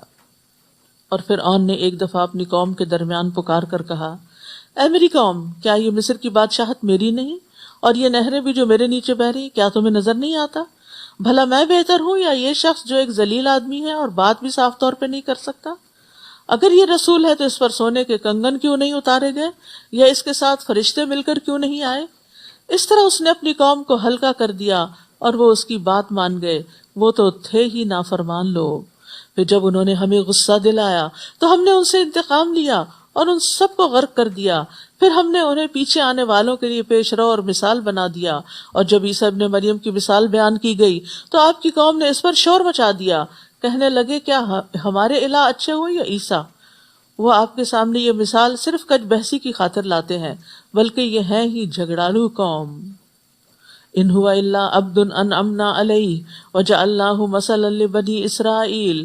وہ تو محض ایک بندہ تھا جس پر ہم نے انعام کیا اور اسے بنی اسرائیل کے لیے اپنی قدرت کا ایک نمونہ بنا دیا، یعنی ایک نشانی تھے وہ. اور اگر ہم چاہتے تو تم سے فرشتے پیدا کر دیتے جو تم زمین میں تمہارے جانشین ہوتے، یعنی آدھی اولاد انسان ہوتی اور آدھی فرشتے ہوتے، اور پھر وہ تو زمین میں تمہارے جانشین ہوتے. اور وہ عیسیٰ تو قیامت کی ایک علامت ہے، لہٰذا اس کے آنے میں ہرگز شک نہ کرو اور میری پیروی کرو، یقیناً یہی سیدھی راہ ہے. واتبعون ھذا صراط مستقیم، اور میری پیروی کرو، یہی سیدھی راہ ہے. کہیں شیطان تمہیں اس راہ سے نہ روک دے جو تمہارا کھلا دشمن ہے، وہ تو تمہارا کھلا دشمن ہے. اور جب عیسیٰ صریح نشانیاں لے کر آئے تھے تو کہا میں تمہارے پاس حکمت کی باتیں لایا ہوں، اور اس لیے بھی تاکہ تم پر بعض وہ باتیں واضح کر دوں جن میں تم اختلاف کرتے رہے ہو، لہٰذا اللہ سے ڈرو اور میری اطاعت کرو. ان اللہ هو ربی وربکم فاعبدوہ ھذا صراط مستقیم. اللہ ہی میرا رب ہے اور تمہارا بھی، لہٰذا اسی کی عبادت کرو، یہی سیدھی راہ ہے. عیسیٰ علیہ السلام کا پیغام ہے یہ. پھر ان میں سے کئی گروہوں نے آپس میں اختلاف کیا، بس ایسا ظلم کرنے والوں کے لیے دردناک دن کے عذاب سے تباہی ہے. کیا یہ لوگ اب اس انتظار میں ہیں کہ ان پر یکدم قیامت آ جائے اور انہیں خبر بھی نہ ہو؟ الاخلاء یومئذ بعضهم لبعض عدو الا المتقین. اس دن پرہیزگاروں کے علاوہ سب دوست ایک دوسرے کے دشمن بن جائیں گے. دوست وہ ہوتا ہے نا جو ہمیشہ ساتھ دیتا ہے. اگر کوئی مشکل وقت میں آپ کا ساتھ نہیں دیتا تو وہ پھر دوست نہیں رہتا، وہ دوست نہیں ہو سکتا.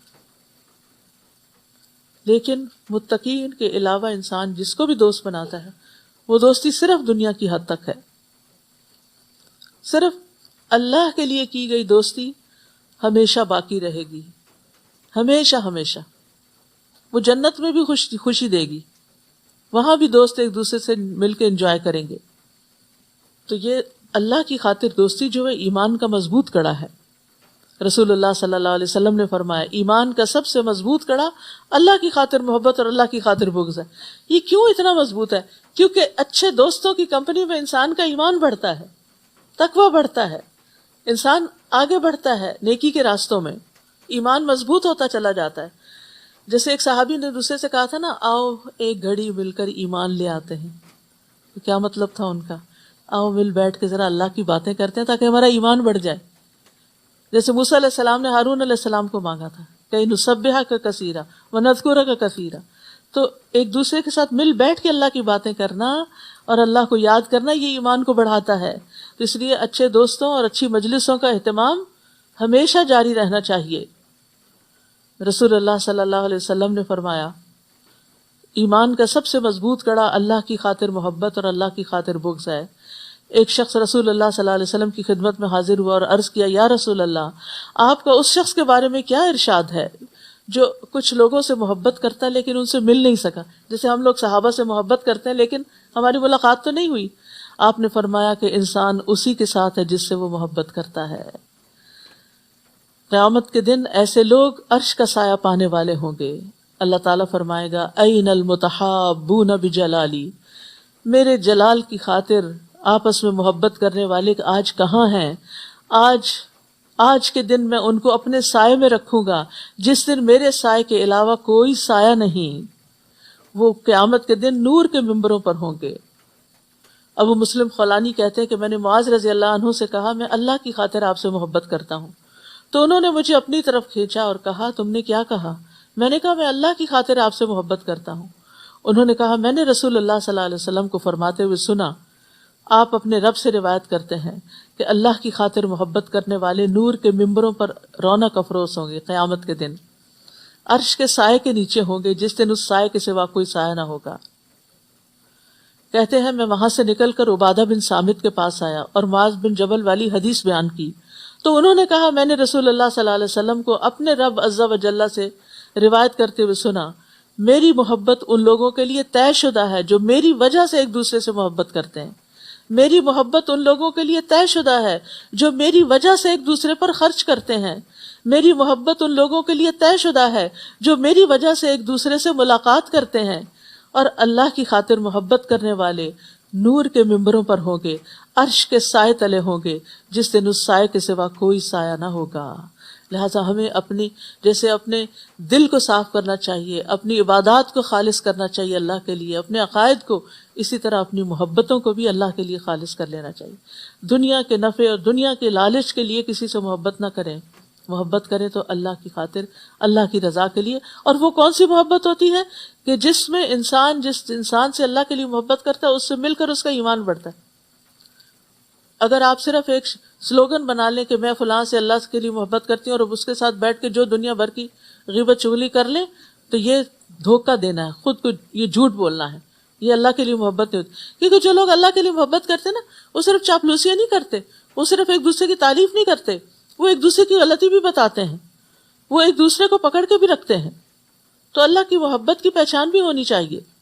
اے میرے بندو، آج نہ تمہیں کوئی خوف ہوگا نہ تم غمزدہ ہوگے، جو ہماری آیتوں پر ایمان لائے اور فرما بردار بن کر رہے۔ تم خود اور تمہاری بیویاں جنت میں داخل ہو جاؤ، وہاں تم خوش رکھے جاؤ گے۔ ان کے سامنے سونے کی پلیٹوں اور ساغر کا دور چلے گا، وہاں وہ سب کچھ موجود ہوگا جو دلوں کو بھائے گا اور آنکھوں کو لذت بخشے گا، اور وہاں تم ہمیشہ رہو گے۔ رسول اللہ صلی اللہ علیہ وسلم نے فرمایا ان کے برتن سونے کے ہوں گے، ان کی کنگھیاں سونے چاندی کی ہوں گی، ان کی انگیٹھیوں کا ایندھن عود کا ہوگا، مشروب اور برتن خود پاس چلے آئیں گے۔ ابو امامہ کہتے ہیں کہ جنت والوں میں سے ایک شخص جنت کی شرابوں میں سے ایک شراب کی صرف خواہش کرے گا تو برتن جیسے وہ جگ سا ہوتا ہے اس کے ہاتھ میں خود بخود آ جائے گا، وہ پی لے گا، برتن خود بخود اپنی جگہ واپس چلا جائے گا، اٹھ کے واپس نہیں رکھنا پڑے گا۔ نہیں، ریموٹ کو بھی کنٹرول کرنا پڑتا ہے، یہ آٹو پہ ہے۔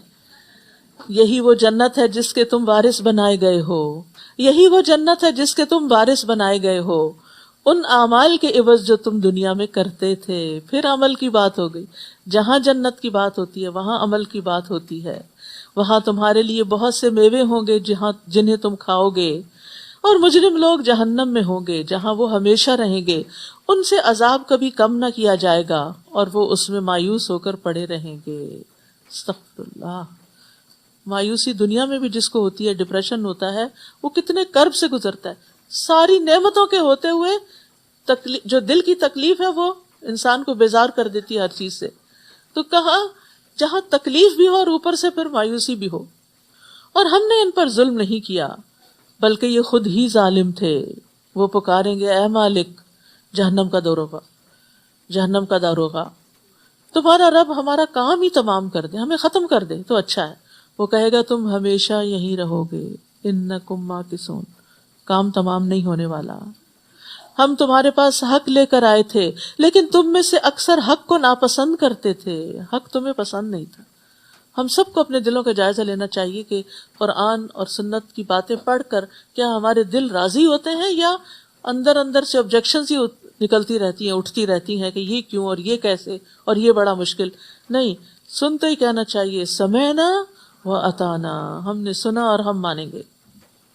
یا ان لوگوں نے کوئی اقدام کرنے کا فیصلہ کر لیا ہے، ایسی بات ہے تو ہم بھی فیصلہ کیے دیتے ہیں، یا وہ یہ خیال کرتے ہیں کہ ہم ان کے راز مشورے سن نہیں رہے؟ کیوں نہیں، بلکہ ہمارے فرشتے ان کے پاس ہی لکھتے رہتے ہیں۔ اللہ اکبر، سب کچھ ساتھ ساتھ لکھا جا رہا ہوتا۔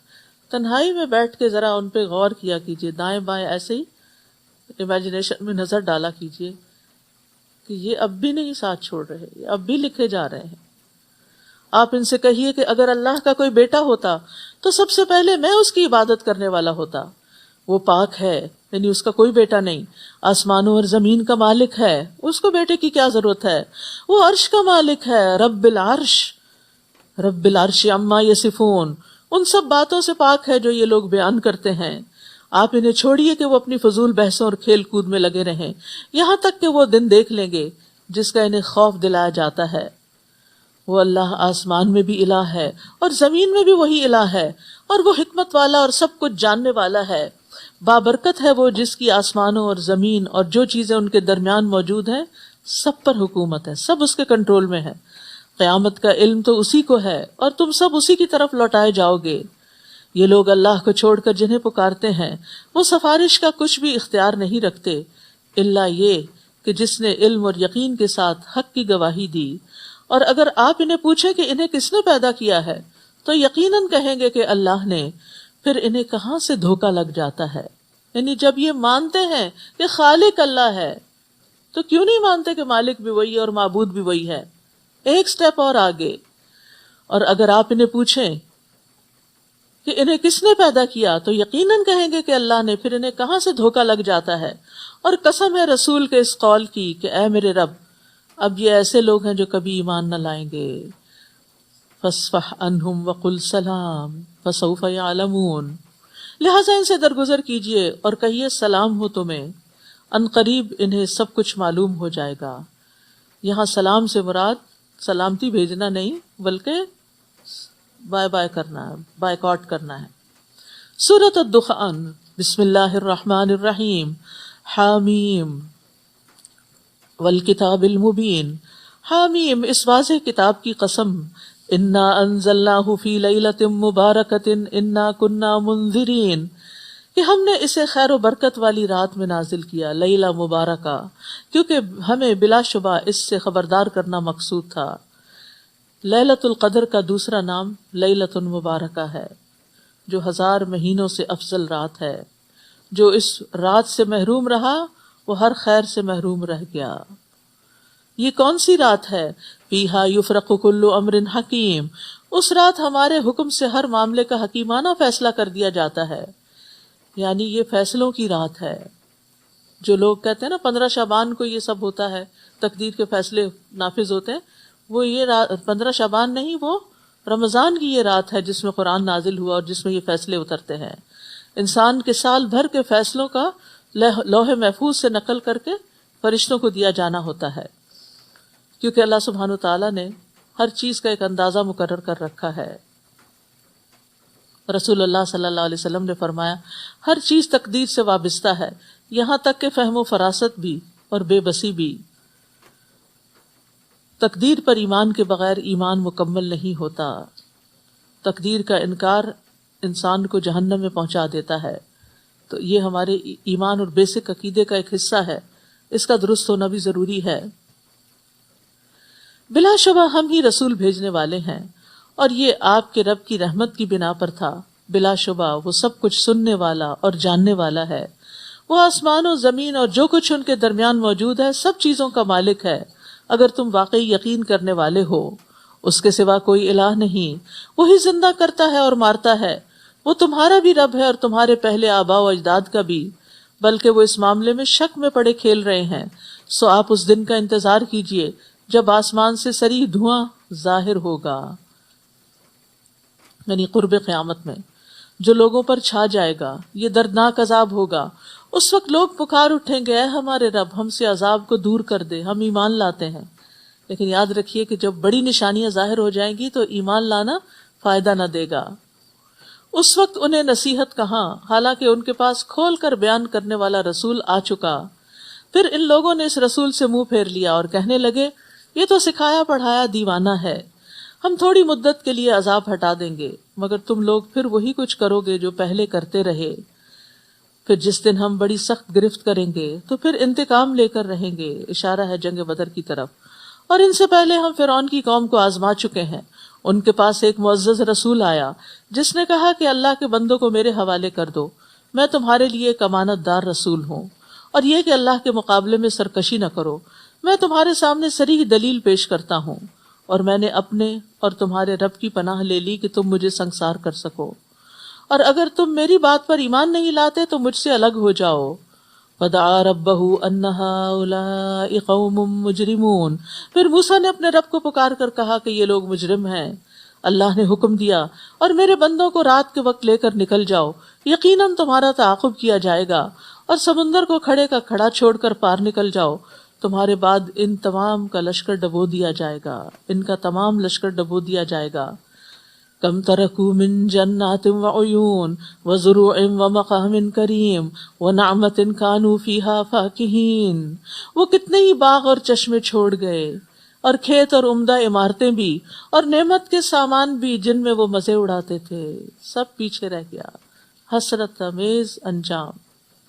اسی طرح ہوا، اور ہم نے ایک دوسری قوم کو ان کا وارث بنا دیا، پھر نہ آسمان ان پہ رویا اور نہ زمین ہی، اور نہ ہی انہیں کچھ مہلت دی گئی۔ یاد رکھیے جب کوئی نیک بندہ فوت ہوتا ہے تو جہاں وہ سجدے کرتا ہے، عبادت کرتا ہے، جہاں وہ ذکر کرتا ہے، وہ جگہ اس کو یاد کرتی، لیکن جب کوئی ظالم فوت ہوتا ہے تو ہر چیز شکر ادا کرتی ہے۔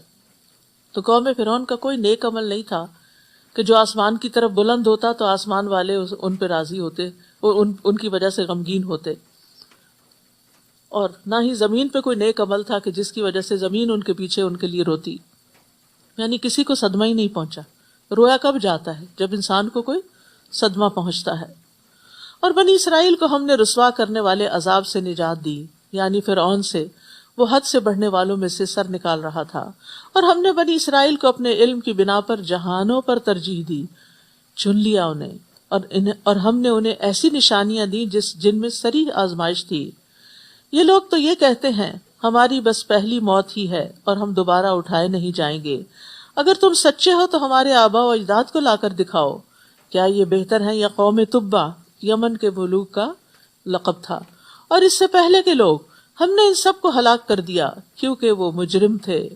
نیز ہم نے آسمانوں اور زمین کو اور جو چیزیں ان کے درمیان ہیں کھیل کے طور پہ پیدا نہیں کیا۔ یہ دنیا صرف انٹرٹینمنٹ کی جگہ نہیں ہے، بلکہ انہیں حقیقی مصلحت سے پیدا کیا ہے، لیکن اکثر لوگ یہ بات جانتے نہیں۔ ان یوم الفصل میقاتہم اجمعین یوم لا یغنی مولا عن مولا شیئا یوم لا یغنی مولا عن مولا شیئا ولا هم ینصرون۔ فیصلے کا دن ان سب سے وعدے کا وقت ہے، جس دن کوئی دوست اپنے دوست کے کچھ کام نہ آئے گا اور نہ ہی انہیں کہیں سے کوئی مدد ملے گی، مگر جس پر اللہ نے رحم کر دیا، کیونکہ وہ ہر چیز پر غالب اور رحم کرنے والا ہے۔ تو رحمان ہی رحم کرتا ہے، جس پہ چاہتا ہے کرتا ہے، یہ اس کی مشیت ہے۔ ان شجرۃ الزقوم طعام الاثیم، بے شک تھور کا درخت، زقوم کا درخت گناہگار کا کھانا ہوگا، جو پگھلے ہوئے تانبے کی طرح پیٹوں میں جوش مارے گا، ابلے گا، کھولے گا، جیسے کھولتا ہوا پانی جوش مارتا ہے۔ استغفر اللہ، یہ کیتلی ابلتی ہے نا جب، تو اس وقت دیکھا کر۔ پھر حکم ہوگا کہ اسے پکڑ لو، پھر اسے گھسیٹتے گھسیٹتے جہنم کے درمیان تک لے جاؤ، پھر کھولتے پانی کا عذاب اس کے سر کے اوپر سے انڈیل دو، پھر اسے کہا جائے گا اب سزا چکھ، تو بڑا معزز اور شریف بنا پھرتا تھا، دنیا میں بظاہر تو بڑی چیز بنا ہوا تھا، آج دیکھو کہ تمہارا حال کیا ہوتا ہے۔ یعنی جیسا اس کا قصور تھا ویسا ہی اس کا انجام۔ جھوٹی عزت آخرت میں کوئی فائدہ نہ دے گی۔ ان المتقین فی مقام امین فی جنات وعیون، اس کے مقابلے میں پرہیزگار لوگ امن کی جگہ میں ہوں گے، باغوں اور چشموں میں۔ امن ہونا کسی بھی مقام کا اصل حسن ہے۔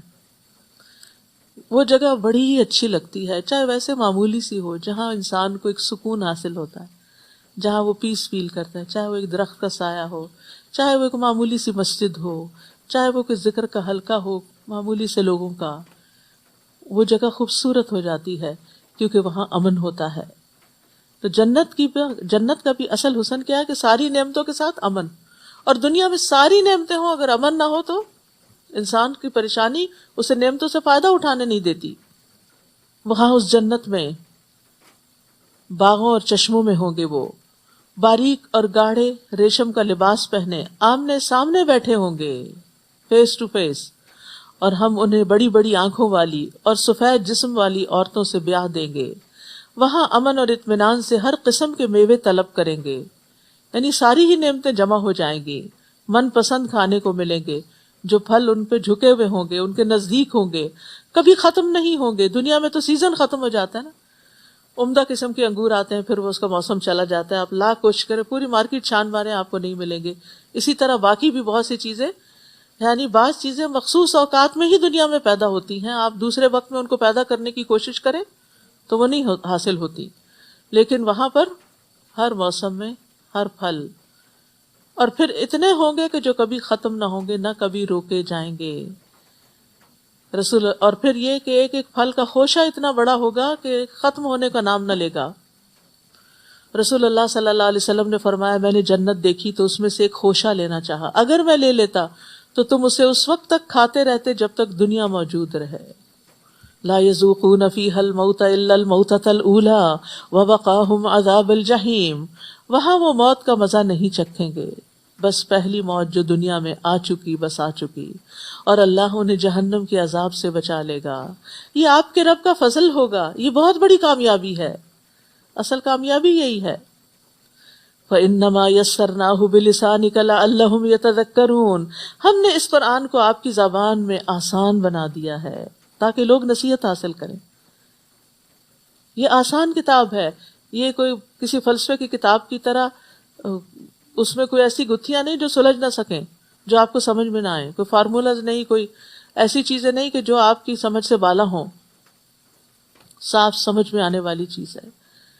سو آپ انتظار کیجئے، وہ بھی انتظار کر رہے ہیں. سورۃ الجاثیہ. حامیم تنزیل الکتاب من اللہ العزیز الحکیم. حامیم، یہ کتاب اللہ کی طرف سے نازل ہوئی ہے جو زبردست اور حکمت والا ہے. بلا شبہ آسمانوں اور زمین میں ایمان لانے والوں کے لیے کئی نشانیاں ہیں، اور خود تمہاری اور ان جانوروں کی پیدائش میں بھی جو اس نے زمین میں پھیلا رکھے ہیں یقین کرنے والوں کے لیے نشانیاں ہیں. نیز رات اور دن کے بدلنے میں، اور جو اللہ نے آسمان سے رزق نازل فرمایا، پھر اس زمین کو مرنے کے بعد زندہ کر دیا، اور ہواؤں کی گردش میں ان لوگوں کے لیے بہت سی نشانیاں ہیں جو عقل سے کام لیتے ہیں. تو یہاں توحید کے دلائل دیے گئے ہیں جس میں مختلف چیزوں کی پیدائش کا ذکر ہے، آسمان کا، زمین کا، لوگوں کا، جانوروں کا، رات کا، دن کا، پھر آسمان سے بارش کے آنے کا، اور اس سے زمین کے زندہ ہونے کا، پھر ہواؤں کو چلانے کا. تو یہ سارے دلائل ہمارے سامنے ہیں تاکہ ہم اللہ کی وحدانیت پر ایمان رکھیں.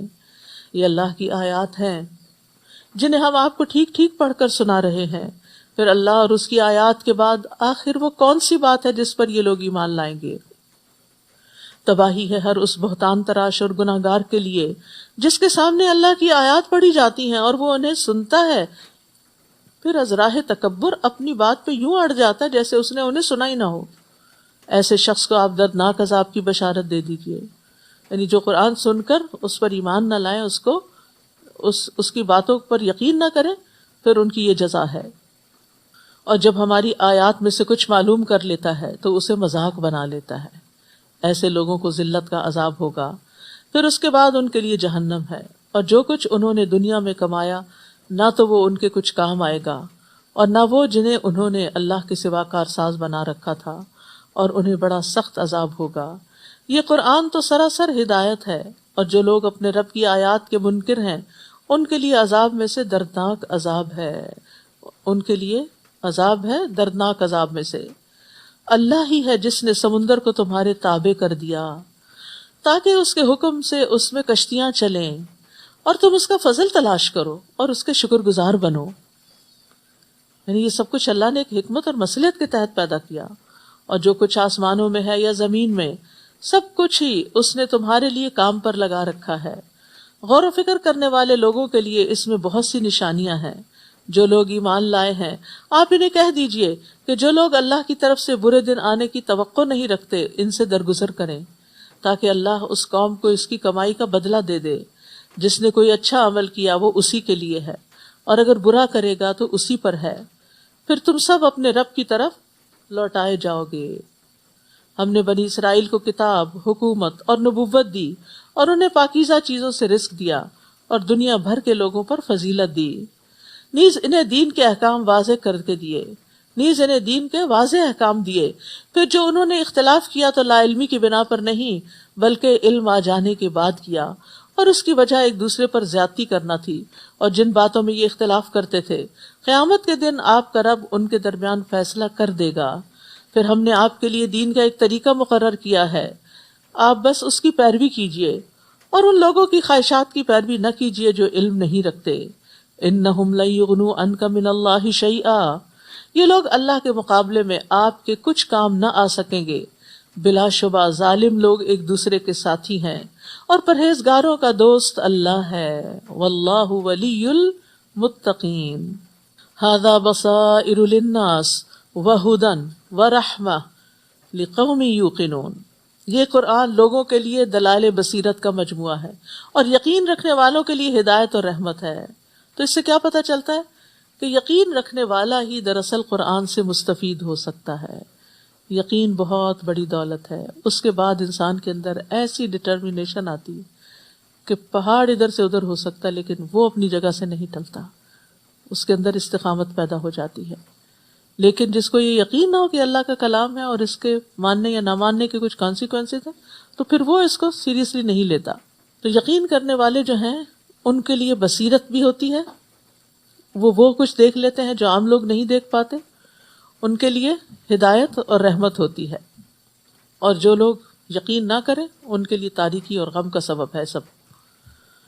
ام حسب الذین اجترحوا السیئات ان نجعلہم کالذین آمنوا وعملوا الصالحات سواء محیاہم ومماتہم ساء ما یحکمون. جو لوگ بدعمالیاں کر رہے ہیں کیا وہ یہ سمجھے بیٹھے ہیں کہ ہم انہیں اور ایمان لانے والوں اور نیک عمل کرنے والوں کو ایک جیسا کر دیں گے کہ ان کا جینا اور مرنا یکساں ہوگا. یہ کیسا برا فیصلہ کر رہے ہیں. کتنی واضح آیت ہے کہ ایک طرف وہ لوگ ہیں جو اجترحوا السیئات ہیں اور دوسری طرف وہ ہیں جو عملوا الصالحات ہیں. تو یہ دونوں الگ الگ کیٹیگری کے لوگ ہیں. دونوں کی نہ زندگی برابر ہے، نہ موت اور نہ موت کے بعد. دو الگ راستے ہیں، دو الگ ڈائریکشنز ہیں. انسان ایک ہی وقت میں اچھا اور برا کام نہیں کرتا، یا اچھا کرتا ہے یا برا کرتا ہے. تو یہ عبادت، یہ آیت جو ہے یہ عبادت گزاروں کو رلا دینے والی آیت ہے. ابراہیم بن اشعث کہتے ہیں میں نے فضیل بن ایاز کو دیکھا کہ وہ رات کے اول حصے سے اس کے آخر تک اس آیت اور اس جیسی آیات کو پڑھتے رہتے تھے. پھر وہ کہتے تھے کاش میں جان لیتا کہ میں دونوں گروہوں میں سے کس میں فال کرتا ہوں، میں کس میں سے. کیونکہ نیک عمل صرف وہ نہیں ہوتا جو ظاہر میں بڑا اچھا لگ رہا ہو. کوئی آپ کو دیکھے آپ بہت اچھی نماز پڑھیں، بہت اچھی قرات کر رہے ہیں، بہت اچھے بھاگ کے لوگوں کے کام آتے ہیں. نہیں، یہ کافی نہیں ہے. دیکھا یہ جائے گا کہ اس کے پیچھے بنیاد کیا تھی، نیت کیا تھی، ارادہ کیا تھا، سوچ کیا تھی. یہ سامنے والا حصہ لوگ دیکھتے ہیں اور پیچھے والا صرف اللہ دیکھتا ہے.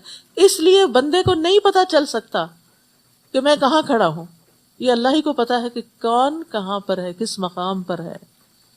تو اس لیے بظاہر جو ہماری غلطیاں ہوتی ہیں نا ان کو تو لوگ بھی پوائنٹ آؤٹ کرتے رہتے ہیں.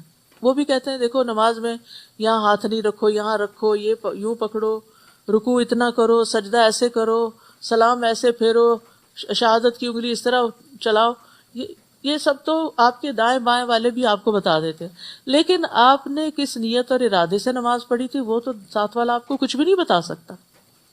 وہ آپ کے ظاہری خشوع سے بہت متاثر ہو سکتا ہے لیکن آپ کے دل کی حالت اگر اس کو پتا چل جائے کہ آپ کیا کیا باتیں سوچ رہے تھے اس وقت کھڑے ہو کے، بظاہر آپ نے سر جھکایا ہوا تھا لیکن دماغ کہیں اور تھا، تو پھر یہ تو صرف اللہ کو پتا. اس لیے نیک لوگ کبھی بھی اپنے بظاہر کیے ہوئے نیک اعمال پہ راضی نہیں ہو جاتے، خوش نہیں ہوتے. وہ پھر بھی فکر کرتے ہیں کہ اللہ ان کو قبول کر لے. وَخَلَقَ اللَّهُ السَّمَاوَاتِ وَالْأَرْضَ بِالْحَقِّ وَلِتُجْزَىٰ كُلُّ نَفْسٍ بِمَا كَسَبَتْ وَهُمْ لَا يُظْلَمُونَ. اللہ نے آسمانوں اور زمین کو حقیقی مصلحت کے تحت پیدا کیا، ایک مقصد کے تحت پیدا کیا ہے، اور اس لیے بھی کہ ہر شخص کو اس کی کمائی کا بدلہ دیا جائے اور ان پر ظلم نہیں کیا جائے گا، یعنی آخرت میں. أَفَرَأَيْتَ مَنِ اتَّخَذَ إِلَٰهَهُ هَوَاهُ وَأَضَلَّهُ اللَّهُ عَلَىٰ عِلْمٍ وَخَتَمَ عَلَىٰ سَمْعِهِ وَقَلْبِهِ وَجَعَلَ عَلَىٰ بَصَرِهِ غِشَاوَةً فَمَن يَهْدِيهِ مِن بَعْدِ اللَّهِ أَفَلَا تَذَكَّرُونَ. بھلا آپ نے اس شخص کے حال پر کبھی غور کیا جس نے اپنی خواہش نفس کو الہ بنا رکھا ہے، یعنی اپنی ہی مرضی کو اپنا لیڈر بنا رکھا ہے، اسی کو فالو کرتا ہے اور اسی کو پوچھتا ہے، اور اللہ نے علم کے باوجود اسے گمراہ کر دیا. یہ بہت خطرناک بات ہے. جو شخص خواہش نفس کا غلام ہو جائے اس کا علم بھی اس کو کوئی فائدہ نہیں دیتا، کیونکہ وہ علم کو پیچھے کر دیتا ہے، وہ جذبات سے مغلوب ہو کے غلط کام کرتا ہے، اور اس کے کان اور دل پر مہر لگا دی اور اس کی آنکھ پر پردہ ڈال دیا۔ اللہ کے بعد اب کون ہے جو اسے ہدایت دے سکے؟ کیا تم غور نہیں کرتے؟ تو اس آیت میں بھی خواہشات نفس کی پیروی کی بہت زیادہ مذمت کی گئی ہے۔ ابن عباس کہتے ہیں اللہ تعالیٰ نے جہاں بھی خواہش کا ذکر کیا اس کی مذمت ہی کی ہے۔ وہب کہتے ہیں جب تم دو کاموں کے بارے میں شک میں پڑ جاؤ کہ کون سا بہتر ہے تو جو کام تمہاری خواہش سے زیادہ دور ہو اسی کو کر لو، وہ دونوں میں بہتر ہوگا۔ یعنی اپنی خواہش کے خلاف چلو تو وہ بہتر ہوگا۔ سہل تستری کہتے ہیں تمہاری خواہش تمہاری بیماری ہے، اگر تم اس کی مخالفت کرو گے تو تمہارا علاج ہو جائے گا، یعنی تمہارے اندر کی بہت سی خرابیاں دور ہو جائیں گی۔ تو انسان کو ہر وہ بات نہیں مان لینی چاہیے جو بس دل میں آئی اور جس کا شوق چڑھ گیا اور وہ کر لیا، یہ بھی دیکھنا چاہیے کہ حقیقی فائدہ کس چیز میں ہے۔ اصل تو اللہ کو راضی کرنا مقصود ہے۔ وَقَالُوا مَا هِيَ إِلَّا حَيَاتُنَا الدُّنْيَا نَمُوتُ وَنَحْيَا وَمَا يُهْلِكُنَا إِلَّا الدَّهْرُ وَمَا لَهُمْ بِذَلِكَ مِنْ عِلْمٍ إِنْ هُمْ إِلَّا يَظُنُّونَ۔ یہ لوگ کہتے ہیں بس یہ دنیا کی زندگی ہی ہماری زندگی ہے، یہ بس ہماری دنیا ہی کی زندگی دراصل زندگی ہے، یہاں ہم مرتے اور جیتے اور زمانہ ہی ہمیں ہلاک کرتا ہے۔ الا الدہر، اسی سے لفظ دہریہ نکلا ہے، جو ایتھیسٹ ہوتے ہیں ان کے لیے یہ لفظ عربی میں استعمال ہوتا ہے۔ حالانکہ ان باتوں کا انہیں کچھ علم نہیں، وہ محض گمان سے یہ باتیں کرتے ہیں، بس ان کا خیال ہے کہ کوئی پیدا کرنے والا نہیں ہے، سب کچھ خود بخود کام کر رہا ہے اور وقت آئے گا تو ہم ختم ہو جائیں گے، لوگ آتے ہیں اور چلے جاتے ہیں، بس ایسے ہی نظام چل رہا ہے۔ تو سوچتے کیوں نہیں کہ آغاز کیسے ہوا تھا، اور پھر اس سے سوچتے کیوں نہیں کہ انجام کیا ہوگا؟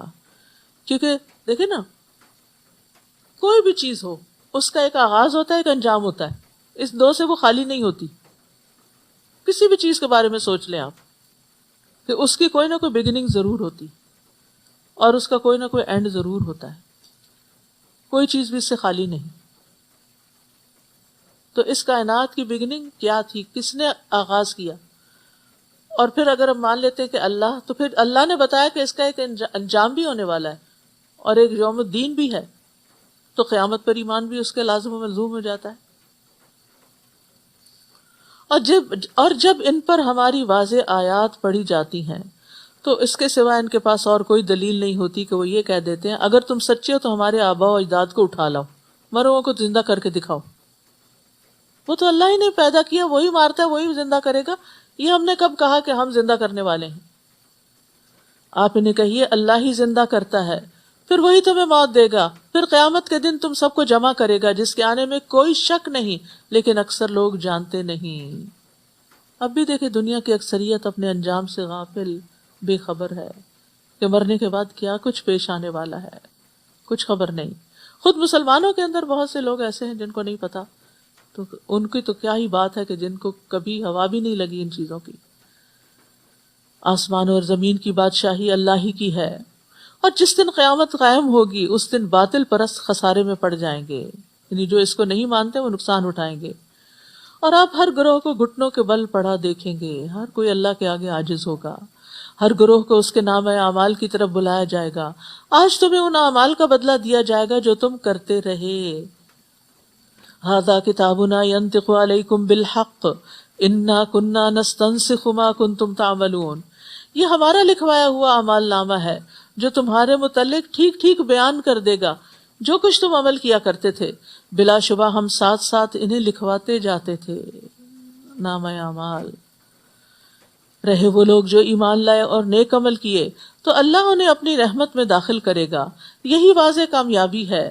اور جن لوگوں نے کفر کیا انہیں کہا جائے گا کیا تمہیں میری آیات پڑھ کر نہیں سنائی جاتی تھی، مگر تم اکڑ گئے اور تم تھے ہی مجرم لوگ۔ اور جب تمہیں کہا جاتا کہ اللہ کا وعدہ سچا ہے اور قیامت کے آنے میں کوئی شک نہیں تو تم کہہ دیتے تھے ہم نہیں جانتے قیامت کیا چیز ہے، ہم نہیں جانتے قیامت کیا چیز ہے، ہم تو اسے ایک ظنی چیز شمار کرتے ہیں، یعنی خیال ہے، بس ایک یعنی خواب کی طرح ہے، اور ظنی چیز پر ہم یقین نہیں کر سکتے۔ اس وقت ان پر ان کے اعمال کی برائیاں ظاہر ہونے لگیں گی، اور جس عذاب کا وہ مذاق اڑایا کرتے تھے وہ انہیں آ گھیرے گا، اور انہیں کہا جائے گا آج ہم تمہیں ایسے ہی بھلا دیں گے جیسے تم نے اس دن کی ملاقات کو بھلا دیا تھا، اور اب تمہارا ٹھکانہ دوزخ ہے اور تمہارا کوئی بھی مددگار نہیں۔ یہ اس لیے کہ تم اللہ کی آیات کا مذاق اڑایا کرتے تھے اور دنیا کی زندگی نے تمہیں دھوکے میں ڈال رکھا تھا، لہٰذا آج نہ انہیں دوزخ سے نکالا جائے گا اور نہ یہ کہا جائے گا کہ معذرت کر کے اپنے رب کو راضی کر لو۔ فَلِلَّهِ الْحَمْدُ رَبِّ السَّمَاوَاتِ وَرَبِّ الْأَرْضِ رَبِّ الْعَالَمِينَ، بس تعریف اللہ ہی کے لیے ہے جو آسمانوں اور زمین کا اور سارے جہانوں کا رب ہے۔ وَلَهُ الْكِبْرِيَاءُ فِي السَّمَاوَاتِ وَالْأَرْضِ وَهُوَ الْعَزِيزُ الْحَكِيمُ، آسمانوں اور زمین میں کبریائی اسی کے لیے ہے اور وہ زبردست ہے، حکمت والا ہے۔ یاد رکھیے یہ کبریائی، یہ بڑائی اللہ کا وصف ہے۔ رسول اللہ صلی اللہ علیہ وسلم نے فرمایا، اللہ عز و جل فرماتا ہے، بڑائی میرے اوپر کی چادر ہے اور عظمت میرے نیچے کی چادر ہے، چنانچہ جو کوئی ان میں سے کسی ایک کو بھی کھینچنے کی کوشش کرے گا تو میں اسے جہنم میں جھونک دوں گا۔ عبداللہ بن عمر رضی اللہ عنہ کہتے ہیں، ایک دن رسول اللہ صلی اللہ علیہ وسلم نے ممبر پر یہ آیت تلاوت فرمائی، والسماوات مطویات بیمینہ سبحانہ وتعالی عما یشرکون، اور کہنے لگے کہ اللہ تعالیٰ اپنی بزرگی خود بیان کرے گا اور کہے گا میں ہوں جبار، میں ہوں متکبر، میں ہوں بادشاہ، میں ہوں غالب۔ رسول اللہ صلی اللہ علیہ وسلم یہ بات بار بار دہرانے لگے، یعنی اللہ کی بڑائی بیان کرنے لگے، یہاں تک کہ آپ کی وجہ سے ممبر کانپنے لگا، یہاں تک کہ ہمیں اندیشہ ہونے لگا کہ کہیں نبی صلی اللہ علیہ وسلم نیچے نہ گر پڑے۔ یعنی اللہ کی بڑائی بیان کرنا اور اللہ کی بڑائی اور عظمت کو محسوس کرنا کوئی معمولی چیز نہیں ہے۔ اللہ تعالیٰ لیس کمثلہ شیء، سب سے بڑا ہے، وہو العلی العظیم ہے۔ جنت میں بھی اللہ تعالیٰ کے چہرے پر کبریائی کی چادر ہوگی۔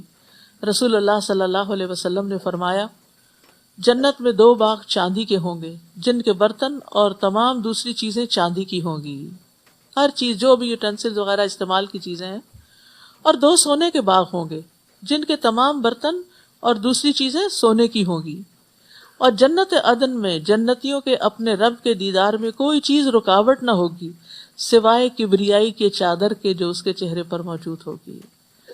تو اللہ کی بڑائی علم والے ہی جانتے ہیں، اور ہمیں اس کو یاد بھی رکھنا چاہیے اور محسوس بھی کرنا چاہیے۔ آخری 2 آیات کی تلاوت کر دیں۔ فَلِلَّهِ الْحَمْدُ، جس دن انسان اللہ کو بڑا سمجھ لیتا ہے اس دن اس کے لیے اللہ تعالیٰ کے سارے احکامات پر عمل آسان ہو جاتا ہے۔ یہ اصل مشکل ہی یہ ہے کہ ہم نے اللہ کو پہچانا نہیں، اس کی قدر ہی نہیں کی جیسے قدر کرنے کا حق ہے۔ اللہ ہمیں سکھا دے، اللہ ہمیں سمجھا دے۔ وآخر دعوانا ان الحمد للہ رب العالمین۔ سبحانک اللہم وبحمدک، اشہد ان لا الہ الا انت، استغفرک واتوب الیک۔